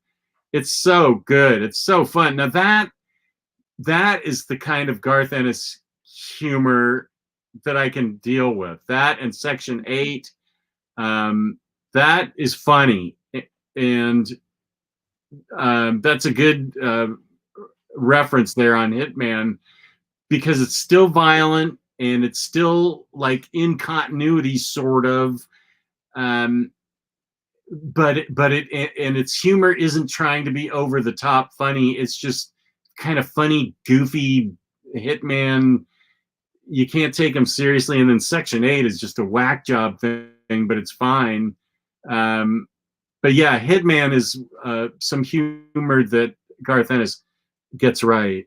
Well, it's too hard to collect now, so I doubt I'll be able to read it, because DC thought it'd be great to put out greatest hits of Hitman, because everyone loves books like that. The greatest hits. I really hate that format. I love when single issues are ripped out of context and jammed into a collection. That's just fantastic. I always love that. Marcelo Ramos, I mean, I'm sure I'll leave it up to Jess about doing this on Batter Days, because Jess is kind of jokered out at this point. So I'll leave that in his court if he wants to do 3 Jokers at some point. Oh yeah, Lloyd's right. The Pro is good. Is that by Garth Ennis? Yeah. I never heard of that one. Oh, that's had about 19 different printings that go in and out of print. You can get it for any size, from like digest to absolute, and it's everything in between. And it goes out of print really fast, but I feel like it's in print now. It's got Amanda Connor art. It's really good. It's really it might be too filthy for you. It's like boys style filth. A series that I really enjoyed, but I would never buy, was The Fix by Nick Spencer. I think that was I had a lot of fun with it, but it was like too dirty and crass for me personally, even though I can admit I had a lot of fun reading it. I just don't want it in my collection. You might feel the same way about the Pro then. Okay. Yeah. And T-Lar Blunt's trying to give us the 3 Jokers without spoiling it. Let's tell a groundbreaking story that will change everything while doing nothing that has lasting effects and can all be neatly wrapped up without impacting anything, and every book can ignore it. Without spoilers, there's one thing at the end that will be a development in main books if they reference it again, which they should. I'm definitely going to read it. It's just I don't know if I'm going to buy it. I'm going to read it first on Hoopla and see if it's worth the buy. I do know that Jess and I do want to read the end of, well, I've already read it. We want to review the end of Tom King's Batman run. So that'd probably come first. The James Tynion hardcover just came out, and the Joker War hardcover comes out in February. And we have no idea when the last Tom King Deluxe is going to come out. And so we do need to review that Tom King end of his run before we move forward to review other Batman books. What where do I go after Deluxe Volume 5? I believe there's 3 more trades you have to read. 3 more trades? Let me see what it's called. There's City of Bane is a 2-parter. I do know that. Before that, there is 1 more trade. What's that called? If anyone in the chat remembers, I can't remember what it's called. Okay, Streakazoid, we'll do 3 Jokers. Okay. So after Volume 5 hardcover, it's The Fall and the Fallen, and then it's City of Bane Part 1 and City of Bane Part 2. And that's it for that's it for his main Batman. And then there is going to be Batman Catwoman, which is coming out. Right. That's not going to come out in collected edition probably for like 3 years. So who knows? 2 years from now. Because it's not even, I don't know when the first single issue is coming out. I think it's going to be sometime soon, but that's been a long time coming.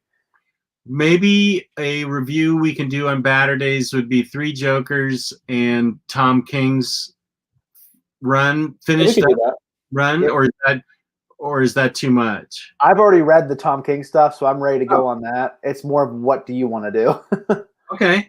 Because the 3 Jokers doesn't come out in hardcover towards the end of the month, so we'd have to wait probably till like December to review all those. Is it available in paperback? 3 Jokers? Yeah. No, because it just finished up like last week in single issues, and they're going to release it in a hardcover first. Oh, they are. And Okay. that's not going to come out, I think, until the 18th to the 25th of November. So Okay. we probably won't be able to review all that until like December. So we'll get to it. Okay. Well, it sounds like I should start reading Tom King's Batman then, and then we can get to Three Jokers. I'll read all that on Hoopla. Jess just wants to read more Joker stuff. Keep telling him about Joker books that you want him to read. Stop it. You have to review Three Jokers. I hope I'm there for that show. I can't wait to hear y'all's opinion. Why don't you be on the show, T-Lar? You're supposed to be there for a Star Wars show we want to do. Oh, yeah. We got to read those Star Wars books. Yeah. So, yeah, Tyler still needs to let me know if that date that I gave him works or not. I think he said he might be coming back home from somewhere else. He might be driving, so we might have to figure out another date for that show. We were talking about doing it the last Saturday of November. We might have to push it to sometime. He can't wait. He can't wait for Star Wars, but I don't know if you're going to be there, Tyler. Are you going to be into what are we reviewing? Both Vaders and Star Wars, the book? The plan was we're going to talk about our favorite Star Wars books. So we'll each pick like our favorites and talk about them. Okay, I need to read more Star Wars books because I know we'll do it eventually. We'll figure it out behind the scenes. We'll nail the ketchup to the wall eventually. Uh-huh. It's pretty easy to get you somewhere because you're pretty much in your basement anyway. So It's just a matter of getting me and Tyler to do it. So, well, let's be honest. I was trying to be nice because I am busy in some ways, but it's mainly Tyler. It's mainly Tyler who would just push everything off the table for a chance to go back to Popcorn City. I really would be very mad if they didn't finish out Tom King's Run in Deluxe. I would be so frustrated. They better finish that out. I did listen to. There it is. Tyler, you're the middle stepchild of this this trio. That would be so frustrating. I did hear an interview with Tom King recently. He did say he hopes and expects they're going to finish his run in hardcover. But he said he is disappointed they went to matte paper instead of glossy paper. But Jess and I both don't care about the matte paper. The thing I care about more is the stupid black spines. My wife has pointed that out at least 5 times. She'll come in and be like, "Oh, those black spines always annoy me." And so my wife doesn't give a crap about comics. If that annoys her, DC, you know you're doing something wrong. Right. And that stupid blue. I'm definitely getting rid of that Green Arrow. Because they're not going to finish that, and it just annoys me on my shelf. Which Green Arrow? Ben Percy, that blue spine. They're not going to finish it in hardcover. Oh, I didn't upgrade that. I have to pick up the rest of the Flash by Joshua Williamson in trade because stupid DC decided not to continue with that. It's just so frustrating. Yeah. Once again, we're diving into our DC bashing rant, but it's going to happen a lot over the next several years, I'm assuming. N-Man 40 is thinking that there's a missing annual in the City of Bane trades. Oh, is it? I don't have them, so I can't speak to that. Yeah, I don't know that either. I do remember reading an annual at the end of the City of Bane Part 2, though. I could have sworn. I don't know. I think they will come out with the deluxe edition because they just came out with Volume 5. Why would they just totally abandon it on the final volume? But again, it's DC, so I shouldn't think too much of them, I guess. But I'd be so frustrated. Chris Kaufman, pretty happy. Guys, we did it. 3 Jokers review. Well, Chris and Streakazoid and others who convinced us, remember, this could end up being on par with the Batman Damned review, which was probably the most frustrated Jess and I have ever been on this show. Yeah. Well, on Batter Days, that is. Yeah. Well, the thing I've heard about 3 Jokers is that people love the first 2 issues and the third one fell off a cliff. That's what I've heard. Yeah, that's what I've heard too. I've heard the first 2 were fake. I remember Lou saying he was loving it, and then the third one came out and everyone was like, that wasn't too good. What N-Man 40, what annual is it missing? And we can just buy it or find it on Comixology or maybe Hoopla or something. What Tom King annual is missing from that complete collection? Do you know? Because it should be easy to find. Why is DC doing this? The City of Bane complete collection? What morons. I'm just like, I'm sorry, the Minister of Comics facade is falling down, and I'm just frustrated. It's like, come on, give me my stupid final hardcover. I'm becoming the non-Minister of Comics like I did last month, Jess, when I was trying to get that order into IST, and you saw the real me. I did, yeah. I saw the frustrated minister. Annual 4, okay. So we will be looking for Annual 4 as we read. Okay, since you're here, Ant-Man 40, where does that fall in the last 3 paperbacks? Like, where should Annual 4 be read? It says on Amazon that Batman Annual 4 is in City of Bane Part 2. That's what it says. I do remember reading an annual in that book on Hoopla. Oh. So that's what it says on Amazon. Okay. I don't know. City of Bane Part 2? Yeah, it says annual number 4. I do remember reading an annual issue that was drawn by Jorge Fornes. So I do think it's in there. Oh, okay. I could be wrong, though. So me and Jess are promising we will do a Killer Joke, what's it called? 3 Jokers review at some point with the Batman by Tom King ending.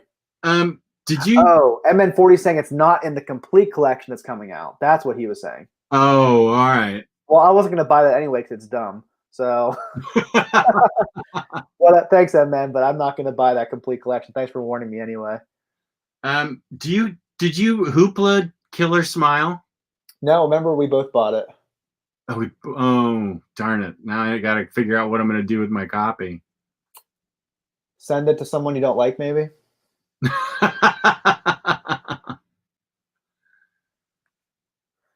Yeah, MN40, I'm not going to get the complete collection because I'm still holding out for a hardcover.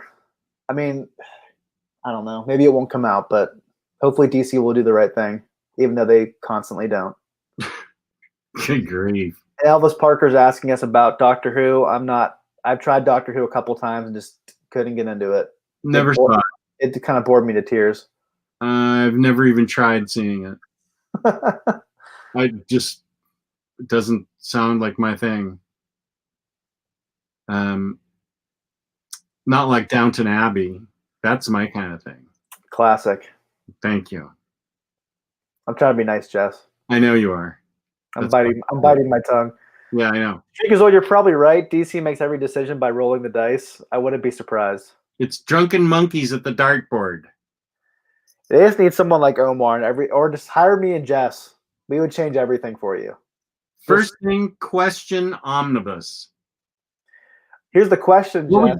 What would you do first thing at DC? I would do a question omnibus. What would you do? Make sure I get that Tom King Deluxe. Okay. I'm trying to think what I would do. You're putting me on the spot here. Yeah, I know. You said you were going to do a question? Yeah, I do the question by Dennis. Ooh, I do a Catwoman by Ed Brubaker omnibus. Catwoman by Ed Brubaker. People would buy that. People would buy that. Would he have enough stories for Omni? It's three thick trades. I think there would be more. By Ed Brubaker, though? Yeah, let's roll by Brubaker. Well, they would include the Darwyn Cooke beginning, Slea's big score.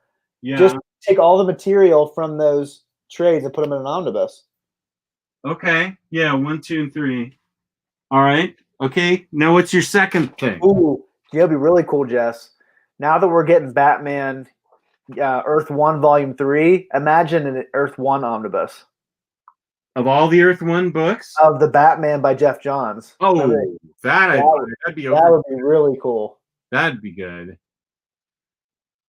I'm trying to think what else I would do. Oh, I would continue with the Scott Snyder stuff. Yeah. Why isn't Volume 2 been listed yet? That's insane. Yep. That's like that's an instant moneymaker. Yep. We definitely need a Wonder Woman by Rucka omnibus. People would buy that. Yep. They definitely see we're already making money for them. Yeah. They definitely need us. I'd make sure American Vampire gets finished as an omnibus. A lot of it's just making sure you finish what you start. That's what I would say. Pick a format, stick to it. Which, of course, leads me to New 52 Justice League, which would be getting 3 omnis. And they would have on the spines it would make a scene. All three would form a scene on the spines 1, 2, and 3 for the Justice League Omnibus, and get rid of the other stuff. 1 through 3. I'd start releasing the Batman Bronze Age Omnis just for you, Jess. Oh, thank you. And Superman. Because I think that's like the thing you're waiting for the most. You really want to see that. I am, yeah. It's looking like it's going to be 5 years from now, and where am I going to be 5 years from now? I would reprint the Sleeper Omnibus because that you can't get Sleeper in any good format right now because, again, stupid DC. They did Sleeper, Wildstorm Classics, Thick Trade #1, never did Volume 2. Dumb. I had to go to a random comic book store and find Season 2 in trade. So I have the whole series, but I had to go out of my way to do it. That shouldn't be the case for Sleeper. That's a fantastic book. This will probably never happen now because of Warren Ellis's stuff, but that Wildstorm series in Omnibus. Oh, yeah. That's my favorite Warren Ellis series. I love that. I reread it again a couple months ago. Fantastic. And I'm so glad that he had a consistent artist all the way through it. It was all the perfect art. Chris Kaufman has some good points. How about Jonah Hex by Palmiotti hardcovers? And Scalped, yeah. Jonah Hex I would settle for oversized hardcovers for Jonah Hex, but a couple of Omnis would be better for the Jonah Hex pre-New 52 and then All-Star Western. That would be good. That's a great idea. Scalp is definitely really important because DC, again, I keep saying they're dumb, but they keep doing dumb stuff. They did the deluxe editions, but a lot of those are out of print, if not all of them. I can't remember which ones are out of print. Of Scalped. Oh, Scalped, yeah. Then they started doing like the trade versions of those, like the thick deluxe trades, and they stopped printing them. They stopped making them. They made like 3. And it's like, come on, just finish it. It's so. I feel bad for people who buy those. You know what really annoyed me? Remember the unwritten hardcover? Oh, I was just going to say so that. bad. I remember getting that and being like, "You got me again. You did it again." I was just going to say that. I was so excited to read that series. I ended up getting rid of that hardcover and buying 11 trades. I do want to read that series because I do like Mike Carey, and I think that'd be a good series. I remember reading it in singles, and it was good. It's just really frustrating. I hate when they do that. Marvel really doesn't do that for the most part. I'm sure there are some cases that we could probably think of, but for the most part, they don't really do that. I can't think of any at the top of my head. Anyone in the chat, let us know if they can think of examples of Marvel not following through. Of an unfinished Marvel project? I'm sure they've done that actually a decent amount to some degree with Omnibus, especially with Brian Michael Bendis. They didn't finish with New Avengers. Right. They didn't finish with Ultimate Spider-Man. Right. That's another thing, Jess. This is why I can't watch your Ultimate Spider Days because there's no easy way to really collect this Ultimate Spider-Man books because I don't really want to get those thin trades. Because they started coming out with Ultimate collections, but they stopped doing those, and some of those are hard to find. And the hardcovers are impossible to find. Yeah. Unless you want to get those thin trades, there's not an easy way to collect that series. Chad Omnidog is big into the cheap trades because he's throwing manholes around, he's throwing the nickels like manhole covers around. Yeah, totally. I always love saying that to him. He says he doesn't understand what that means, so it makes it even funnier. So I just keep saying it. Ms. Marvel Omnibus. That's a good one, Marcelo. That they never continued with Volume 2. That's true. I just stick with the hardcovers because I love this part of my collection, the white oversized hardcovers. I agree with that. It's funny looking at my Marvel shelf. Look how nice that looks. Look how uniform it looks. Yeah. And let's go over here to the DC shelf. That's the most random assortment hodgepodge you can possibly imagine. Yeah. Although I do like how there is some cool designs for DC that they're able to do that Marvel isn't able to do because they like having uniformity. There are some really cool design books from DC, but a lot of other ones I don't appreciate as much. But I do like my Marvel shelf better because it looks better aesthetically. Right. Yeah, the House of Secrets and House of Mystery books, especially House of Secrets. Well, this Volume 2 on House of Secrets and House of Mystery have really cool designs. Elvis has a question for us. Is it worth getting the Sandman Deluxe Edition? I'm just sticking with my trades because as much as I like Sandman, I'm not a massive fan of the art, and so I'm not going to upgrade. But if you don't have it collected in any format, this would be a good way to collect it. Yeah, I agree with They're not going to stop They're not going to stop collecting Sandman. They're definitely going to finish that because that's like their biggest evergreen book. I don't think you have to worry too much about them not finishing it. Yeah, here's like, well, these are two different books, but they follow the same form. Oh no, here. Is that shrink wrap that I hear? No, I bought them, Okay. from a guy, and I just haven't taken them out of the wrapper yet. But here's House of Mystery 1. But then I think House of Mystery 2 is even more interesting. I think that's a really cool spine compared to, and I understand that this matches, this first House of Mystery matches the old logo that they have been doing. And I get that people want them to match. I understand that. But I also love this kind of, I think this is a beautiful spine, but they are going away from the original spines. And those two books are going to get off the floor and go on to the Kalax. Are they going to go on to the double stack Kalax? Yeah, except they're omnis, so they could get blocked. I am thinking long and hard about what should go in front. I should just push the omnis back and put smaller stuff in front. Yeah, otherwise you're definitely going to forget what's back there. Yeah. You'll forget you'll even have it, and you'll end up buying it again, and then you'll just send me the new. Actually, do that. Never mind, because then I'll benefit from your misremembrance. So actually, go ahead with that plan. Yeah, I never I mean, I'm not a huge Omni fan either, but I'm not a huge Omni fan, so I would never upgrade from Marvel OHEs to a omnibus. I love those Marvel Deluxes. That's my favorite format. Absolutely agree. I love those books. Absolutely agree with that. I want them to keep doing more Star Wars stuff. Yeah. I want them to do the Poe Dameron series by Charles Soule. What else do they need to do? They need to do some other series too that haven't been finished. Oh, I'm still reeling from Dr. Aphra. I'm so frustrated about that omnibus that's coming out. Oh, because they put out well, there's something that they did weird, a hardcover and then trades and now an Omni. That's so frustrating because everyone knows I'm not a huge omnibus fan. And this is like a 1,300 page massive tome, which I'm just not a fan of. And now my singular Dr. Aphra hardcover has been orphaned. And some of the trades are harder to get. Oh, they are? Yeah, I mean, you can buy them on Amazon, but some of them are harder to get. Huh. You can't buy them on IST or cheap graphic novels. So I might have to be put something beneath the omnis on the Kalax so they'll stick out more, like a piece of styrofoam or something, and set them on that so they're up on a pedestal. Because I do have about that much room. That's not a bad idea. Then I could put an omnibus in front and still see the other omnibus behind. Jess, let's see that big stack behind you again. Which one? Is there like a big one behind you on the right? We saw him last night on Omni Bros, but some of us might not have been there.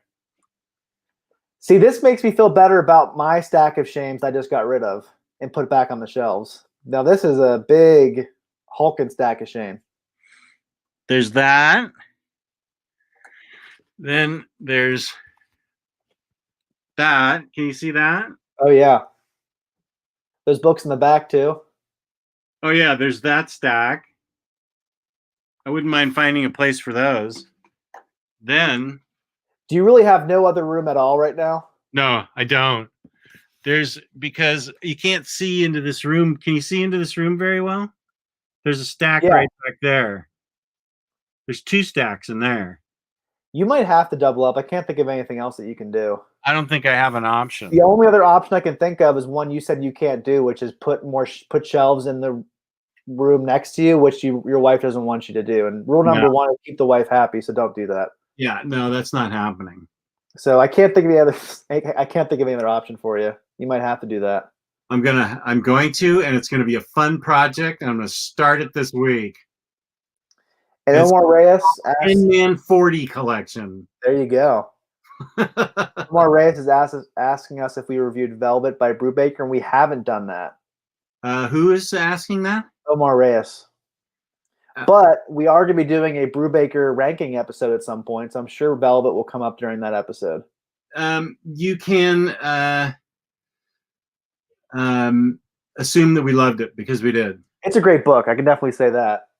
It's not one of my top 5, but it's definitely a great Ed Brubaker book. I think the plan is we're going to do that. We're going to do that ranking video once we read the newer series, Reckless. And it's just his crime books, right? I guess we can do whatever we want. Is Sleeper? Does that count? I think, like, we could even do some of his superhero stuff because a lot of the superhero stuff is even crime too. Well, I haven't read Captain America. Oh yeah, we can just do his independent stuff. It's not the main DC Marvel universe. No, because he sends them to me, so he is saving space. That is funny. Let's see, Peanuts comic strips or cartoons? I'm a bigger fan of comic strips. Ooh, Jess, turn your chair into a stack of comic books that you sit on. Where's that? Build a throne. Marcelo says that. Replace the chair with more books to sit on. Just build a throne. Are you out of room on that desk shelf that you're at right now? This thing? Yeah. Yeah. Can you put like books on top of it and have like bookends? Or is there no room there? I'd like it to be, there's an awful lot of action figures on here already, and I'd like it to be clear of books. I really would like this to be more of a work area where I can, write things down and stuff. So, I mean, technically, I could make this all one big thing of books with bookends, or two now that it's a Kallax, so it's that deep. But I feel like that would just be cluttered. I'd like to unclutter a little bit. I'd like to get the stuff off this desk. It looked cleaner when it was all nothing was on the surface. Well, maybe once that project is done, all your problems will be solved and you'll be very happy with it. Yeah, let's hope that's my biggest problem. It's a pretty good problem to have. Yeah.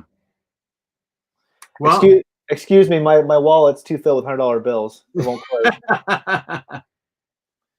You ready to get going? Omar says that I have that. I don't have any place to put her, Omar. She's not on the floor. She's on display with Red Sonja. I can't get in there to turn the lights on now, but she's in there. Yeah, she's not on the floor. What is she on? What is that? That's like a column of some kind of column that she's busted down, and then up there you can't see her very well, but is Red Sonja. Oh, okay. I have special lights for her, but that's the only place I could find for Wonder Woman. And of course, I think I have a Harley Quinn sideshow statue coming in. But I see your router on top of a big stack of books too. Oh yeah. It's like never ending. Yeah. If we go upstairs into your living room, will we see your wife watching TV on a big couch of books? If you go into the family room, there is a big reading pile there of about 15 books next to my chair. That's funny. Well, you ready to wrap it up, Jess? Yeah, the chat was great, though. I've been having a lot of fun interacting with the chat. I could stay here another couple hours just chatting with the chat. It's been so great. Well, if you want to, we can. Not for hours, but if you want to stay a couple more minutes, we can. Okay. Well, I need to go get something to drink then. Let me go get myself something to drink, and I'll be right back. Okay. So, guys, while Jess is gone, we can make fun of him. Oh, sorry, he's still here. Hold on. Yeah, I'm still here, you jerk. We'll talk about how much we love him and how great he is. Maybe he's gone now. Now we can talk about him. All right, so if you guys have any questions, throw them my way, and I'll try my best to answer them. I can't really speak to how Jess is going to organize his books or anything because he's not here. I definitely do need to get some of these Peanuts collections, Man 40, that you're talking about. I would love to have some Peanuts collections. I definitely need to get the Calvin and Hobbes collections. I know that Jess said that the hardcovers binding really fall apart and aren't that great, but I've heard there's a reprint of those and the binding's a lot better. So if you guys know anything about that, please let me know because I do want to pick up those Calvin and Hobbes complete collections. That'd be awesome. Thanks, Edmund40. I appreciate it. Omar Reyes, who is my go-to character and go-to writer? Well, Omar, that first question is obvious because we do Bad Days in the Batcave. So my favorite go-to character is Batman, and my favorite go-to Marvel character is Daredevil, and my go-to writer is definitely Ed Brubaker. He's my favorite comic book writer of all time. Anything that he writes, I will read besides Deadly Genesis because Jess always says that is his least favorite book by Brubaker, but he blames that on editorial. He hasn't blamed that on Ed Brubaker himself. Just answering some questions while you're gone and just uplifting you with praise. Thank you. I thought we could do it live unboxing. Oh, nice. Of an action figure. Ooh, it's not even. Oh, actually, it's Action Figure Friday. So actually, no, it's Action Figure Saturday. It's Friday. Is today Friday? It's Friday, Jeff. Well, yeah, it is. For some reason, I Ooh, thought Shmikozoid has a good question. Who would play Taylor in the Omnidog movie? Well, who would play Jess in the Omnidog movie? That's the real question. Didn't we decide that Jeff Bridges would play you, Jess, the dude? The dude, yeah. People did tell. Wasn't there some people early on who kept saying I look like Chris O'Donnell or something? Yeah. Or I forget who else they said. So maybe go back to those old videos. We can find who they said I look like. Someone who's not too ugly. I'll be fine with it. You get a lot of compliments in this chat. I know. Usually you get mad when people give me compliments. I do not. Usually you're like, oh, just compliment Taylor. Huh? Usually you're like, oh, just complimenting Taylor. Where are my compliments? M40. I mean, Omar says Tom Selleck should play you, Jess. That's a pretty good casting. Oh. This is from Hasbro Pulse. You do kind of look back in the day with your chest hair in that beach picture. You kind of look like Tom Selleck back at Magnum PI. your mustache and your aviators. Oh, nice. Who's Toxin? Never heard of that character. Toxin is the offspring of Carnage and Venom. Oh. And by offspring, you mean like what do you mean? Like well, kind of just like formed together, like the black symbiote and the red symbiote. It's not clear to me how symbiotes give birth or mate, or I'm just getting into symbiotes right now, and I know that they are offspring that they just form, like Carnage formed out of Venom. Marcelo, human host. Marcelo says they really like each other now. Venom and Carnage. And so Carnage found a human host, and then Carnage and Venom together, they must have merged at some point, and Toxin popped out. But I like this one. It's really big. Do you know what run? Is this in Donny Cates' run, or is this before that? No, this is old. Oh, it's old. Okay. I'm not a big like Venom guy beside the Donny Cates stuff. I do really want to get the Rick Remender run, which is really hard to get now. I'm surprised. To my great shame, I remember like 3 or 4 years ago, I saw both complete collections at Half Price Books, but I didn't know that they were like that. I didn't really know Rick Remender that much back then, and so I didn't pick them up. I wish I'd gotten those. But people were saying that might be in one of the Ven omnibuses, right? In the future, potentially. What now? I've heard some people say that could potentially be in a future Ven omnibus. The agent. It could be, or they could give him his own. I would imagine it would be part of a Ven omnibus. Yeah. That would be kind of annoying though, because I don't have the rest of them. But whatever. I've been talked out of 2 and 3. I just have volume 1. Oh, okay. Yeah, you got volume 2. Out of it. You got volume 2 and sold it right away, right? You just put it back in the box and sent it to the next person. I don't even know that it got out of the box. That was my major regret. I ordered it, and Omar made fun of me for it and said it was a terrible book. And why did I order it? But the And funny I thing think I is, sold Omar it. has it. Sorry? Omar can't make fun of you. He has it too. He admits he has no willpower, though, and has to be a completist. I wonder how much of his collection is made up of books he doesn't like. It has to be a decent amount. He buys everything. He does buy everything, yeah. He'll buy the Chuck Austin X-Men Omni if it comes out. I think Riley's actually becoming less of a completist. Sounds like he's selling a bunch of stuff. I think you're right. I think you were a benefactor of that with the Al Ewing books you just got from him. Yeah. And he sent them to me in reading order, which is great. Oh, nice. And that really cool anime book or manga book. Manga, the booby book, yeah. So this is what it's going to look like. Ooh, I don't think Tyler's here. Otherwise, he'd be commenting about it. Are you guys going to be doing an Action Figure Friday anytime soon? Or I think maybe next week. Okay. Yeah, I'll save it. I'll save it. Other new figures since that last episode, or is that pretty much it? I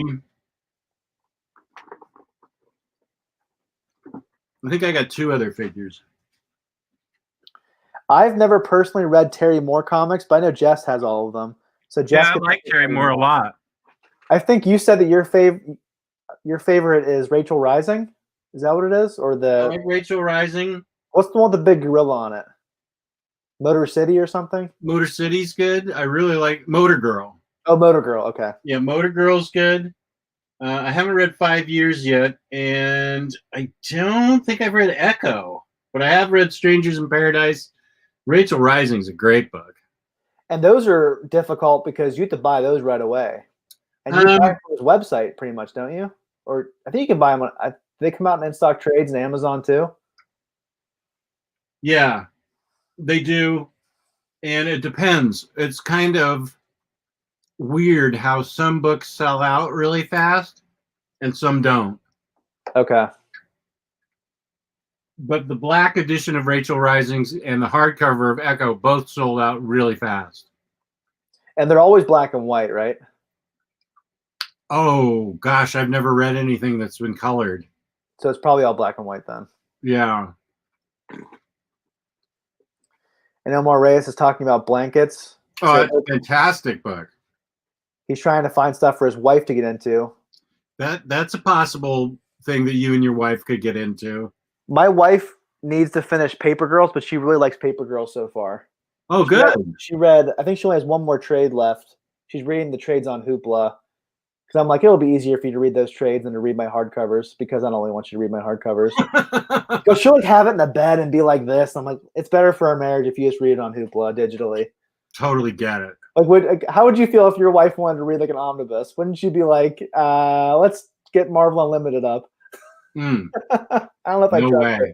You know, I used to lend my dad books, not comics, but like prose books, and he would like dog ear the pages. Oh, It's like, who does that to somebody else's book? It would come back so damaged. It was like, who does that? I don't know. That's like one of my biggest no-nos. I don't lend out books because I don't trust people. no way. Dog ear book. Oh my God. It's like, just get like a piece of paper and put it in there. Don't dog ear a page. Yeah, that's what bookmarks are for. Yeah. I remember I never let him borrow a book from me ever again. Even though he gave me life, that's not a good excuse. That's no reason to dog ear my books. Yeah. Here are the other 2 figures I got. I'm into symbiotes right now. Venomized Spider-Man. I'm sorry. Venomized Captain America and Miles Morales. Oh, nice. Is that from a certain series, or is that just like a cool? I believe that there's going to be there's a whole line of these figures. Miles Morales, Ghost Spider, Phage, Carnage, and Morbius. And the Build-A-Figure is Venom Pool. Are you a big fan of the Build-A-Figures? I am, if they fit and go together. Yeah. They always seem kind of lame to me, what they usually end up being. Well, yeah, it depends on what they are, sure. Like, I've had some really lame Build-A-Figures. That's definitely true. There are definitely some figures I'm going to be picking up soon. I'm getting that Thomas Wayne Flashpoint Batman, but for right now, it's a Target exclusive, and all the pre-orders are sold out on Target.com. So we're going to have to wait till it comes out in stores at Target. Or That sounds awful. I have a Target that's 10 minutes away, so I think I'll be okay. I have 2 within 10 minutes from me. So I'll go to both of them and see if they have it. Walgreens I have covered because I know when their delivery date is, and I get there, and I got that Moon Knight and Stepford Cuckoo's there because I got there right as the truck got there. Those are really hard to pick up at Walgreens, right? Don't like the speculators or the other guys, like they really come in like at the right time and just grab them all. And that's why I've gotten lucky because this is still an undiscovered Walgreens for a lot of those people. Oh, nice. It's a neighborhood Walgreens as opposed to like a city Walgreens. And I don't think scalpers know their way around suburbs. And Omar Reyes is asking for any more suggestions that for comics his wife can read. It's like I said, my wife really likes Paper Girls. I think she enjoyed parts of Saga, but it was a little bit too much for her, I think. But she really likes Paper Girls. Yeah. She said there was a little bit too much going on. It was a little too weird. Yeah. Even though I love Saga. I think Paper Girls is a good way to go. If she's into science fiction. She has to be into science fiction. That's true. A lot of books that you and Kristen read would be good for her. A lot of books that Kristen and I review would be really good for you and your wife, Omar. Yeah, a lot of the books that I have. Lady Killer might be a good one. That's a good book. Lady Killer is a great one. That's a really good one. I think I actually want my wife to read that. Yeah, most of the ones I'm seeing. Ooh, Mad Love might be a good one. That's a really cool, if you want to do like a superheroes thing. But if she's not into superheroes, that's not a good option then. No. Man, most of the books I have are not wife friendly. Yeah, no, it's true. The ones I talk to Kristen about are like anything by Tilly Walden is usually okay. Those are slice of life comics. It's crazy to me how many of my indie books are just like violent books. I guess I do have a problem. Yeah, maybe this needs to be like a therapy session or something. Yeah, Omar, go check out the OmniDog and OmniCat videos. I think you'd enjoy those. There are a lot of family-friendly, wife-friendly suggestions. Or even checking out Fangirls on Omnibros on the Omnibus Network. They do that might be some good places to start for your wife. Because I apparently don't have very wife-friendly books. I just realized. I'll give my wife Men of Wrath and see what she thinks. Oh my God! She'll probably think I'm a horrible person. She'll pack up Sam and leave. There's some other questions that I think we missed. Oh, a favorite Grant Morrison comic. Where is that? Elvis Parker at 905. Oh, Favorite Grant Morrison comic? New X-Men? I'm not the biggest Grant Morrison fan. I like some of the stuff that he's done. I probably would say Joe the Barbarian. That's a good book. That's one of the ones that's more accessible than most. Yeah. I like his Batman run, but man, you have to have a PhD in Batman to really understand that. You have to really have a lot of Batman under your belt. That's a series we have to read eventually too, Jess, because that final Omni finally came in, so you can finish it. Yeah, that'd be great. Austin Caldwell, I'm pretty sure that Jess has decommissioned the Han Protocol. I haven't had to use it lately. But you can only do it maybe twice. In a lifetime. In a lifetime, yeah. I've already used it once, and then it happened for real. Right. So that was great. Yeah, because a bunch of people pitched in to buy you that original art, so that's an actual genuine Han Protocol that's not fake. So that's also a shot in the foot too. Yeah. That was a true sign of generosity on my friend's part that turned around and bit me on the butt. Streakers, I did not see that Batman animated series Mr. Freeland lenticular cover. Let me look that up. But I am not really in the market for Batman animated series stuff anymore since I got that gift from my friend with all the Batman trading cards on the sheet. So I don't really need to get that, but let me look it up though. I would definitely like a Mondo poster at some point though, even though they're impossible to get. Yeah. Sounds like it's How very I've hard. gotten the ones I got. Let me see. Bottleneck.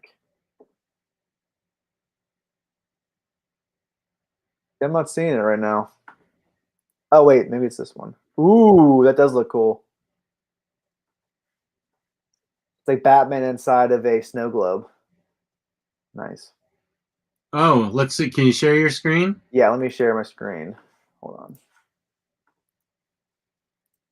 Come on. I think we talked about crime books for like 20 minutes of a 2-hour episode. All right, let's. Do you have to let me share it or? There we go. Do you see it? Yeah. That's really cool. Oh, wow. I do like that. Is it? It's already sold out? Let me see. Yep, sold out. Yeah. That's pretty much the case for, I think, Bottleneck and for Mondo. In Phantom City Creative, yeah. That's too bad. Are you going to pick up the Spider-Gwen Omni that got announced, Jess? Did it? I was asleep when it got announced because of my headache. Does it contain the first 3 hardcovers plus the trade paperbacks that came out after them? I believe it's 1,300 pages of material. Oh, so that's a bit. It's like a 1,200 to 1,300 page book. So that's a lot of material. Yeah, because those first 3 hardcovers, that's probably 30 some issues. So I mean, that could be, but do you know how many trades came after the hardcovers? 1 or 2, I think. I know at least 1 did. They'll probably put them in, I would assume. And they may have renamed it Ghost Spider. I am surprised that Marvel is doing that after all the Jason Latour controversy. That was surprising to me. Oh. I'm not saying they shouldn't have done it. I'm just surprised. I was expecting them not to do that. Have you read the JLA by Grant Morrison? Spider-Gwen Ghost Spider-Gwen Ghost Spider Volume 1, Spider-Gwen Into the Spider-Verse, and Spider-Gwen Ghost Spider Volume 1. Lloyd Wong says it's everything up until the Ghost Spider stuff. Or did you say it's in there? I actually don't know. Okay. I think Lloyd Wong says it's everything up until the Ghost Spider stuff. Oh, so it's just the 3 hardcovers? Maybe. I'm not sure. Then I don't need to get it. I'll just stay with the 3 hardcovers. And then Omar, I don't think Jess has read Dark Prince. I know I haven't, but I've heard a lot of things about it. Dark Prince Charming? I think that's what he's talking about. Have you read Dark Prince Charming? I have it. I don't even have it. I have it, but I haven't read it yet. I've heard the art's really good. I heard the story's eh. Hmm. So I might just read it on Hoopla if we ever want to review it. I could definitely think of an example for Jess and Man about recommendations where you were burned. Number 1 example is JLA or Justice League of America Rebirth. That was From suggested Omar? by Omar. Yeah, was that a real suggestion or is he trying to mess with you? Oh, it was like the first one of the 1 or 2 first episodes. And he was messing with me. He was like, "Oh yeah, you got to get it. I'm ordering it now." And I'm like, "Oh, all right." I ordered it, and he just laughed at me the next episode. That was a piece of shit. I'm like, what? Yeah. You had me order it. I spend money on this thing. You can't trifle with Jeff with that kind of stuff because he won't just think about buying it. He will buy it as you're talking. Yeah, if you say it's a good book and I should own it, then I'm gonna get it. He's not like me and ETL. We'll sit around excruciating and thinking about, should I buy this? Can I afford it? Should I be pinching more pennies? Like that's what me and ETL both do. And Jeff just enjoys his life.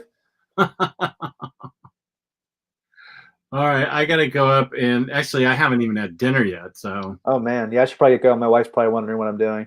Well, thank you to the chat. You guys were great tonight. I really appreciate all the good comments and all the good conversations we had with you guys. Most of the show, 2/3 of it, was really just tangent talking and chatting with the chat, and you guys seem to like that, which I really enjoy. It was lots of fun. So thank you very much, and thank you to the people who are watching this afterwards. And Taylor, thank you for the Minister of Comics for being on with me. Of course. And as always, we will say peace and love, peace and love. The next time you see us will be a week from tomorrow on Batterdays in the Batcave. That's right. And I'll be on tomorrow with Kristen, Omnicat and Omnidog show at 5 p.m. Eastern Standard Time. So thank you.